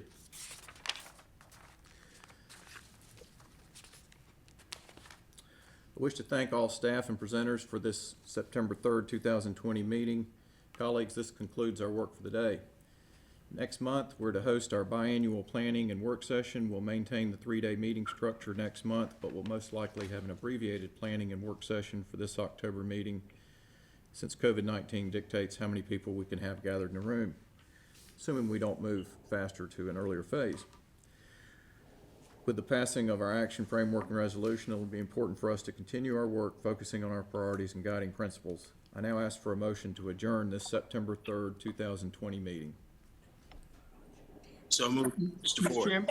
Oh, excuse me. Yep. We have one other item to cover. Somehow I wish we could pass on this one, but at this time, I'll turn the floor over to Dr. Townsend Smith. Yes, sir. Board members, every September of an even number year, we have to elect amongst our membership our chair and vice chair for the next 2 years. We are in September, and so now I need a motion for chair and vice chair respectively, so we can have separate motion of those from members. That would be helpful, please. This is Alan Duncan. I'd like to nominate Eric Davis and thank him for his extraordinary efforts during the course of the past 2 years. I can't hear. Can't hear. Can't hear. I would like to, this is Alan Duncan. I would like to nominate Eric Davis and express gratitude for his tremendous efforts on behalf of the board over the last 2 years. So that was Alan Duncan nominating Eric Davis for chair for the next 2 years. This is Reggie Keenan, wanting to nominate Alan Duncan as our great vice chair. I need a, We need to get rid of it. Okay.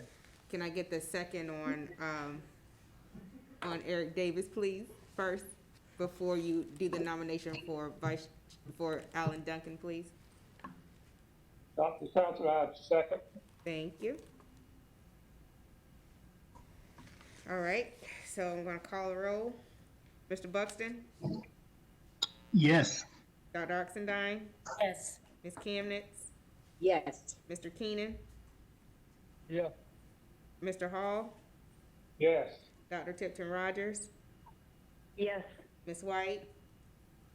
Yes. Mr. Chastain? Yes. Mr. Ford? Yes. Treasurer Falwell? Vice Chair Duncan? Yes. Chair Davis? Yes. Now I need a motion for vice chair, which we got from, Mr. Keenan. I need a second on the motion for, Alan Duncan for vice chair, please. Second, Chastain. Thank you, Mr. Chastain. All right, call the roll for that vote. Mr. Buxton, Yes. Dr. Oxendine, Yes. Ms. Camnitz. Ms. Camnitz, Yes. Mr. Keenan, Yes. Mr. Hall, Yes. Dr. Tipton Rogers, Yes. Ms. White, Yes. Mr. Chastain, Mr. Ford, Yes. Vice Chair Duncan, Yes. Chair Davis. Yes. Back to you, Chairman. I now ask for a motion to adjourn this September 3rd, 2020 meeting. Motion by Mr. Duncan. Is there a second? Mr. Ford. Second, Chastain. Second by Mr. Chastain. Dr. Townsend Smith? Yes, sir. Mr. Buxton, Yes.